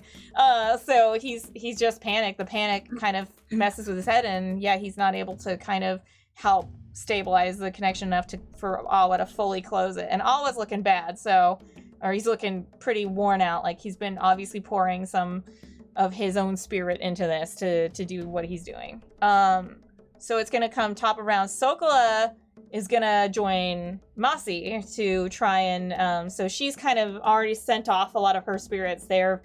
The other ones joined in with this golem thing, so it's just this golem left, and so she's gonna kind of come over and do an attack. So she goes into a much more aggressive, like at this point she's just trying to buy time, so she goes into a much more aggressive drum beat, and big waves of energy come off the drum. So let's see how she do. My phone is being silly. Okay. Okay, well, she does hit it. It's not a great, a wave of energy hits it, and it takes a little bit of damage. You can see some of the rocks tumble off of it, and it's like a chunk was, a couple chunks are taken off of it. Some of the clouds of mud fall off. It's not huge, but it's something. So she gets a little bit of a hit on it, and it's, it's got little pebbles falling off of it now, and a little bit of spirit energy kind of flickering now. And then it's on to Masi.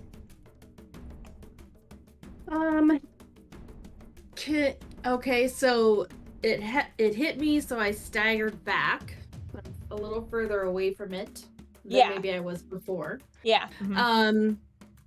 I would like to say that I have a explosive arrow that Zizi made me in her little tinkering. She got a hold of my arrows and has been doing some things with them. Oh, okay. Totally.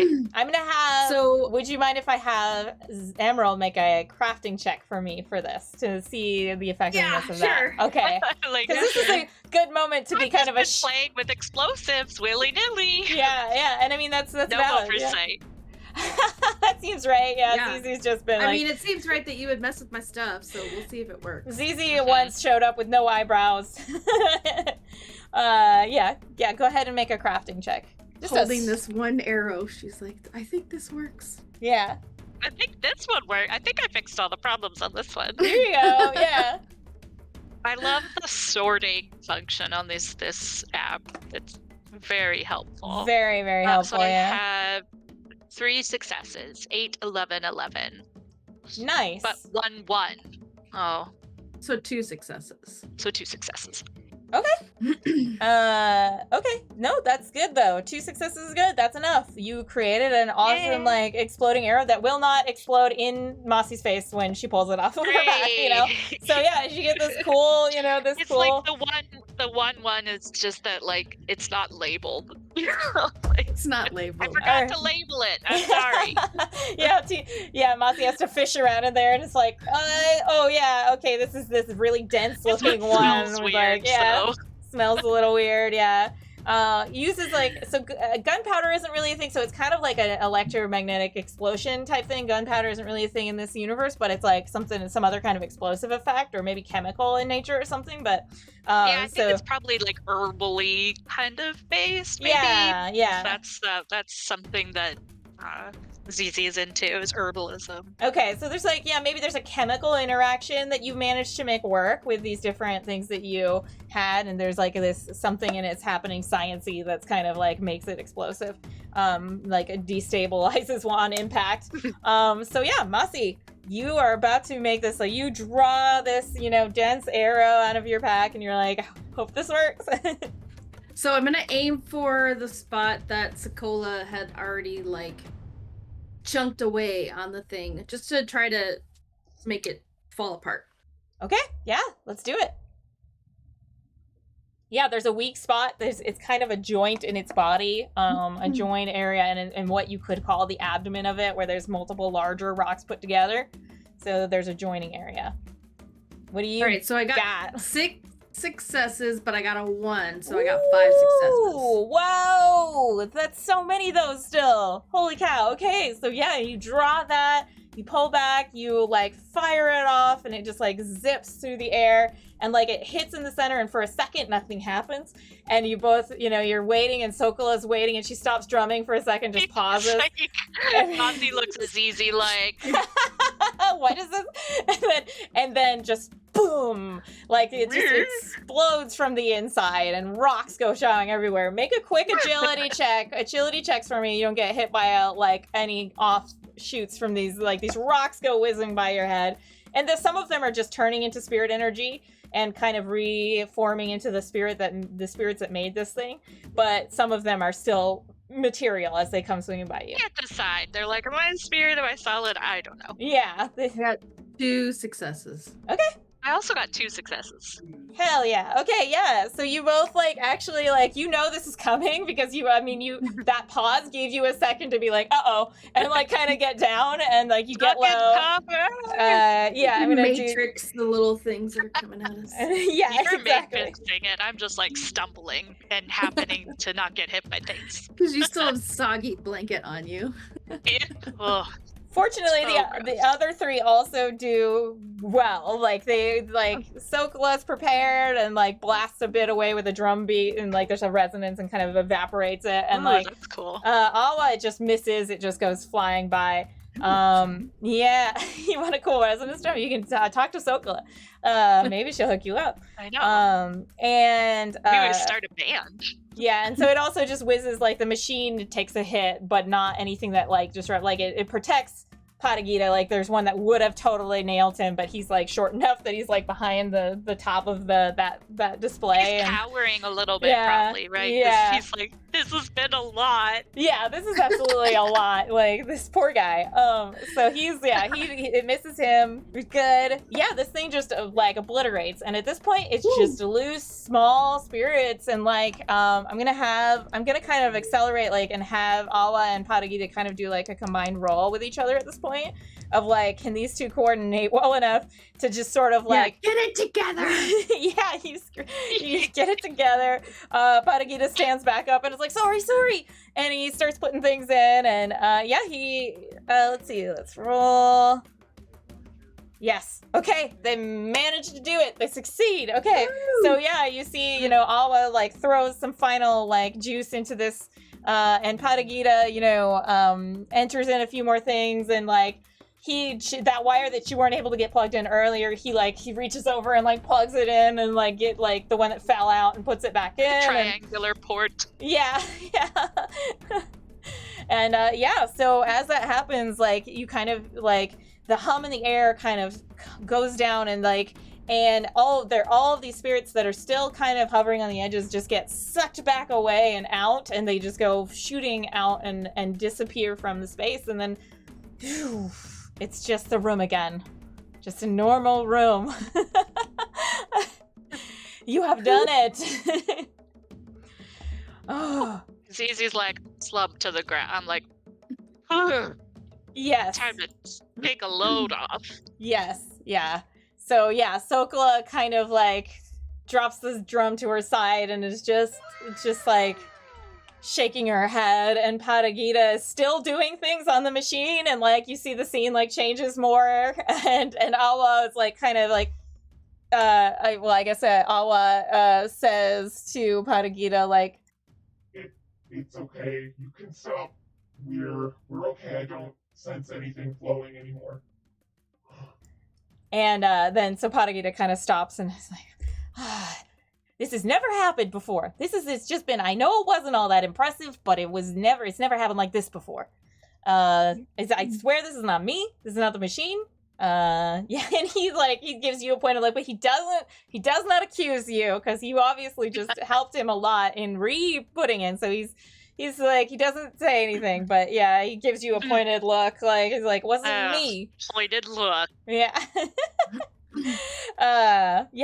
So yeah, they kind of we restabilize and shut everything down, and it's just you all in the room. You've gotten the information and you've made it through, and there are no longer a bunch of spirits pouring into the room.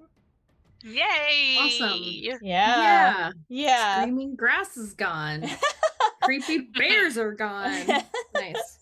The takeaway is no more screaming grass. Yeah. Zizi is like kind of like they're still sitting, but they're like edging over to Sokola and like being like, "Do you think that would work with a tambourine? Like, could you fix it to my arrowhead somehow? So get some sonic resonance happening as I hit something." So Sokola, you remember Sokola is part of the eels and not a big fan of the Suyata, so that's why I'm edging slowly on the ground while seated. I'm like, so that drum is pretty cool. Yeah, she's basically like, talk to the hand. It would take quite a lot for me to assist you with that kind of thing and get those tools into the hands of the Suyata, since I don't trust that all of you would use them correctly. Wow, we just saved her ass. To be fair, she also kind of jumped in to save your ass. It was reciprocal. Fair enough. Yeah. I mean, she's, she's protecting, she's working from the same purpose as you, trying to protect, but she still isn't a big fan of the Suyata. You could try to, if you're interested in getting, into what technology she's got, you could make a persuasion check. Well, it's not persuasion. It's whatever I think it's a challenge, a skill, contested skill check, where it would basically be like you would be trying to do a charm or a coercion, and she would be making an opposed roll. So if you're interested in trying to get info on the tech, I'm not interested in trying because I'm sure I would fail. I have like I'm 1 level charming, but that doesn't stop Zizi from trying. Oh, okay. They're like, So they're trying, but not in a degree that they're like you're not gonna roll for it, but more like they're just like, come on, please. And Sokola is just like, they're no. since their motivation is like curiosity, they're like, I'm really interested in that. Yeah. But they do know that since she's kind of already wary and like defensive, so. Yeah, there's always a possibility, like, she's certainly, you get the sense she's begrudgingly, sort of like Patagita, she's a little begrudging, but she clearly has some respect for you guys. I mean, she thinks about it, right? Like, she thinks about it, but she's just not sure, and she's part of the eels, and they, they're pretty strictly, like, anti-Suyata, so it's one of those things, like, maybe someday, if you, had another encounter with her, it's possible, like, you would be able to get somewhere. Right now, it's like... It's enough for her that you're not all in a fight, right, with each other. Like, she's just a good with that. Zizi's not gonna push. This one time, Zizi's not gonna push because they're tired and they just had a big, like, weighted glop blanket on them. Yeah, which thankfully that also like lifted off of you and you feel much lighter, and it's not exactly like one of those mud treatments, but you do feel kind of refreshed in comparison. So right, because it's just like oh, this is nice. Awa rises out, kind of unplugs the few wires that were still connected, but he as he stands, he kind of he actually stumbles forward and kind of like starts to fall, and you reach out, you grab him, and catch him, and he leans on you, and he's like, that took a lot out of me. I was going to try to help you, heal you, but I don't think I can. Can you help me get back? And so you... Yeah, totally. Of course. I mean, I'm down a lot of stats in comparison to how I came in, but I don't, I'd rather take care of him, and I just kind of block that pain, any kind of pain happening. You're still like actively bleeding. I got blood running down my back. I'm angry that my leather coat has bear slashes in it now, Zizi's like, it looks so much cooler though now. You just stitch it back together and you look tough as nails, Nice. Zizi, I think, would be handing out like band-aids, like assessing like being like, yeah, because they have knowledge and they know some stuff about herbalism and medicine. Oh yeah, as do you well have as a check that you can make potentially to like do a little healing around maybe? Let me see. What do you have? I have a medicine. Yeah, that would be great or- if you could make a medicine check. I think that's what this would be. It would be medicine. And yeah, Oh, maybe right. you're just kind of going around, you're patching people up a little bit, you know. Yeah. Also cheering them on And like I you have just did with cybernetics Masi. too, so I can be like, I'll plug that back into your head. I'll Oh, that's great. Yeah. We'll roll that up in maybe you make a separate cybernetics check for Awa and a medicine check for the people. I'll do a medicine check first. Okay, sort. I can't remember. Ooh. I have not been tracking these on paper for this. I was kind of in this case. Well, some of it I was, but I don't think Zolkola took a hit, right? I don't know if they ever actually landed one on No, her. it's just Patagita and Masi. Yeah, I think. So I have 4 successes. Okay, perfect. Yeah, no, that's let's see. Yeah, let's say that will get 4 basically. This is so on Masi that would restore body. So Masi would get 4 back on body. How much did you lose? So that I'm back to 9. Nice. Okay. That's good. Not full stats, but better than 5. Better, yeah. I like stuff some herbs into your cut and put a bandage on top of it. Yeah, you have like a lichen, you have some Usnea lichen you just like kind of like fill the wounds with and you like, you know, put some bandaging over that. Yeah. And then I'm like, we could put a really cool patch on your jacket now. As long as it's in the shape of a bear, that's fine. Oh, nice. Or a bear print or something. Yeah. Oh, yeah. Yes. And then same for Patagita, like his wound, you take care of that, and for him, like that brings him back. He's like, he looks good. Like it wasn't that deep of a cut. Certainly he's not bleeding. He was just a bleeder. Yeah, he's certainly crying about it more than Masi is. He's making much bigger of a fuss. Like, I think I'm gonna die. And this is what pain feels like. There's a little bit of like, he's never really been this injured before, and so it's a lot to him. Like, mostly my medicine for him is like emotional, and I'm like, here, take this pill, and it's a jelly bean. It's just a jelly bean, and Patagita is just like pops it, and he's like, yeah, that's good. Yeah, I think that's doing something. Mm-hmm. It's good. It tastes good. How'd you make the medicine taste that good? Is it chewable? Magic. He's like, wow, Usiada's really got a lot of special advantages, huh? It's magic pills. Yep. Wow. And then I like eat them. I'm like, watermelon. So yeah, you patch them up. You want to roll cybernetics for fixing up Awa a little bit. Roll cybernetics since Awa's also suffering. Some of his damage is cybernetics, some of it's body damage, some of it is soul damage because emotional. because he was doing this spirit channeling. So he's got a few points missing on each of those right now. I have I can help with cybernetics. Okay. Yeah. Like do like a help action. I don't know. Please do. How do we do that? I'm sure. I mean, I'm willing to house rule it if there isn't a help action. I'm just not entirely sure if there is one and like how it works.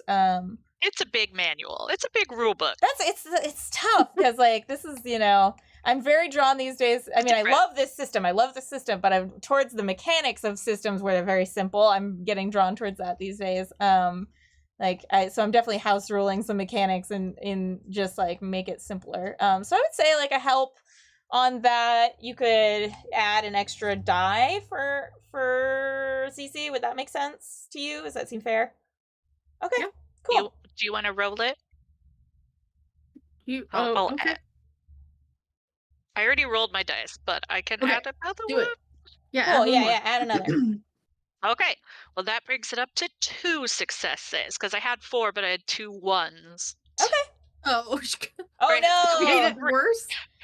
I had 3 successes, but 2 1s, and then yours was a success. Okay, that's good. That's good. Okay. So you did help. Nice. I was like, excellent. I've got Massi's still on a roll. Plug things in. Yeah. It was a 10, so thanks.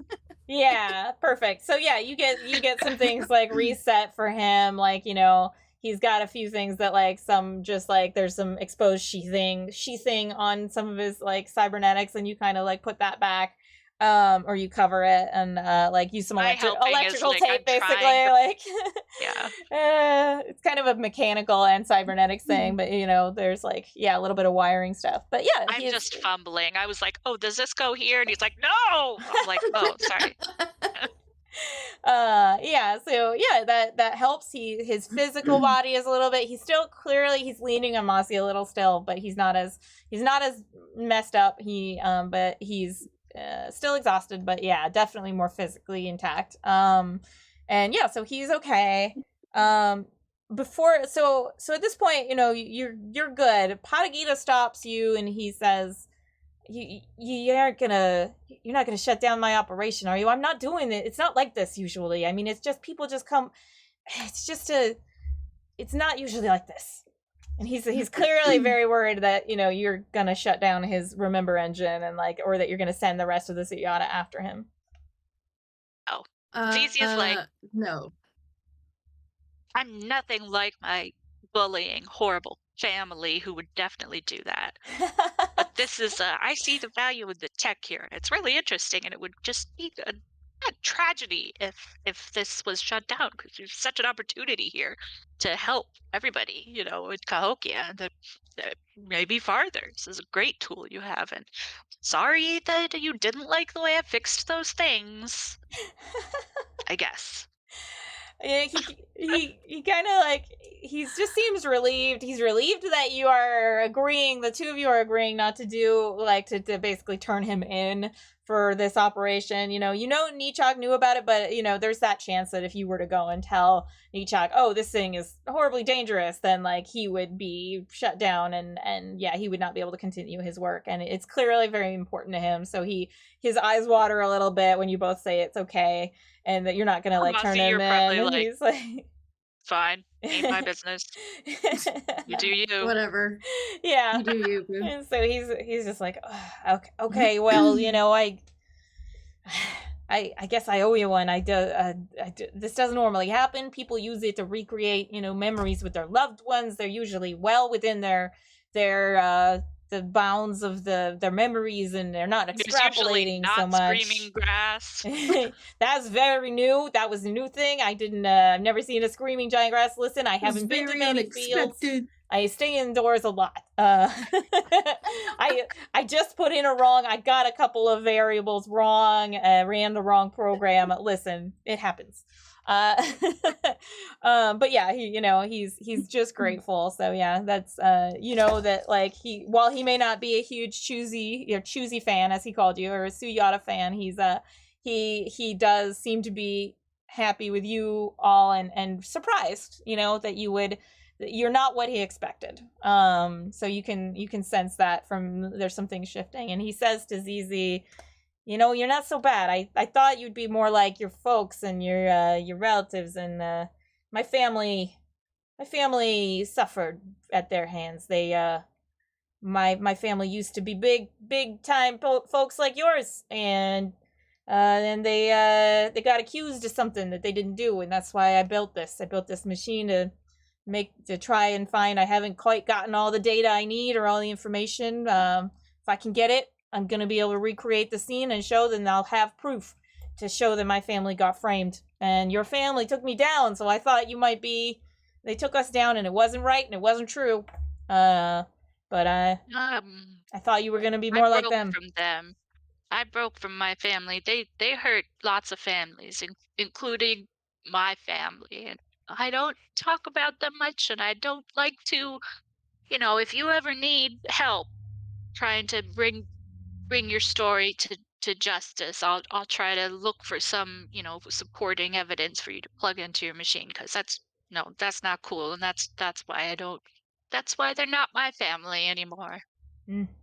Oh, wow, I'm sorry. I guess I almost went Southern there for a second. I guess I misjudged you, McZeezy. Yeah. Yes, he's like, he says, I guess I thought you might be like them. I'm sorry. I just kind of jumped to conclusions about you. I've seen your name. I've seen you mentioned with them. I didn't know that you broke ways with them. So yeah, I would, if you find anything, that would be I really appreciate that. Anywhere on your way, if you can bring me that, it would go a long way to clearing my family's name. And it's at this point, it's just it's just our reputation, and we I just want to prove that they didn't do it. So yeah, if you find anything, and I want to yeah. I want to right the wrongs that my family has done on poor unsuspecting fellow people. So Yeah, awesome. So he's grateful, he's like grateful you guys aren't shutting him down, grateful that you're willing to kind of see what's going on here and help him out potentially in the future. So yeah. So that's it. I think you basically like wrap up the scene. You've gathered a lot of data. You know now that this cult, that's the Cognizig cult, is active, and that you gathered a lot of info. Like, you rolled well, you got a lot of info. You know that they have these identifying tattoos.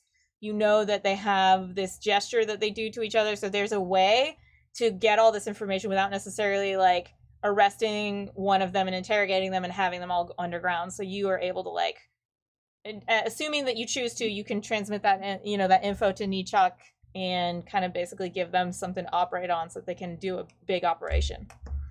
And we know that Gats was somehow involved, or their sister and mom were kind of Gat's involved. mom. Yeah, Gat's mom and Gat's older sister. The younger sister was kind of a patsy in the situation from what you gathered from the memories. Like, she meant to do well, but she didn't know. But yeah, Gat's mom and her older sister were both definitely fully indoctrinated in that cult. And so they believe, they believe they're doing right. They believe that this is like this curse that's been put upon people, but their actions are incredibly harmful. And now that these rumors that you've heard before about this cult are real, and that they have infiltrated different like places in the structure of the city and in many important systems of the city. So yeah, you're able to kind of give them that information. So it's going to make a big difference. Yep. I would say that Masi called Nichuk using their little device, relayed that information. Okay. Didn't rat out his cousin. And then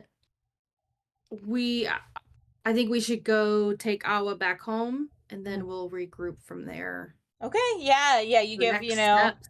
He leans on you all the way back. You take the Yutsu tunnel and the, I forget what they call it, but like basically their equivalent subway system back and over to Awa's side of the city. And yeah, help him get back into like his zone where he can like start repairing himself and just sleep, honestly. Like, the dude is like clearly wrecked right now. He's taken a lot of juice, but he's grateful and he thanks you for your help. And yeah, and he says, and I'm gonna actually have you add, because of how you handled it, I would say you will add allies to your sheets of basically like, these are 2 allies you can call on potentially, is Awa and Patagita. Sokola didn't quite, like, he didn't really form a huge connection. She's just out there, but we'll see how that plays out if you run into her again in the future. But with Patagita and Awa, you can definitely potentially call on them. So that'll be like a gift, and we'll use that kind of towards your points when you level up, which will be soon. Probably now. I mean, not right now, but unless everybody wants to be here for another like 2 hours. No, I'm just kidding. I'm kidding. But yeah. So yeah, we'll pretty much wrap it up there, and regroup like you said on our next session. We'll solve the mystery. Yes, you have solved the mystery of what's happening and gotten the info. But now we gotta stop them. Yeah, word. All right. Well, nice. Yeah, so thank you both. That was a lot of fun. Zizi's still so proud of that knife throw. They're just like, it's like, I did it. I was gonna say, I think as soon as Awa's like reconnect, I've taken care of Awa and he's resting or whatever, I probably just like patted Zizi on the head and said, "Nice throw." Yes. Aww. I love that. Yay. All right, well, I guess that brings us to the end of this session of Coyote Crow. You got through it, got all them spirits tucked away back in their beddies, their back, send them back to their, and yeah, we're gonna wrap it up. What we've got coming up on the schedule is on Tuesday we've got GGC Book Club, and it is the book Let's Get Physical. So we'll be talking a bit about that. And on Thursday, we will be playing the board game Wingspan. We're revisiting Wingspan. And so yeah, that'll be, I think, Joe and Prime will be playing. I'm pretty sure if I'm remembering who's on that one correctly. Let's see. I signed up for playing. Oh, did They'll you? have me. Oh, yay! That's awesome. For playing Wingspan, yeah. Yeah, awesome. Yeah, so everybody tune in for that. Next month's we're gonna be going into Mushroom Month. Not yet. We're still in Warrior Women for a little bit here, but yeah, we're gonna be making our way in Mushroom Month. So come back for that.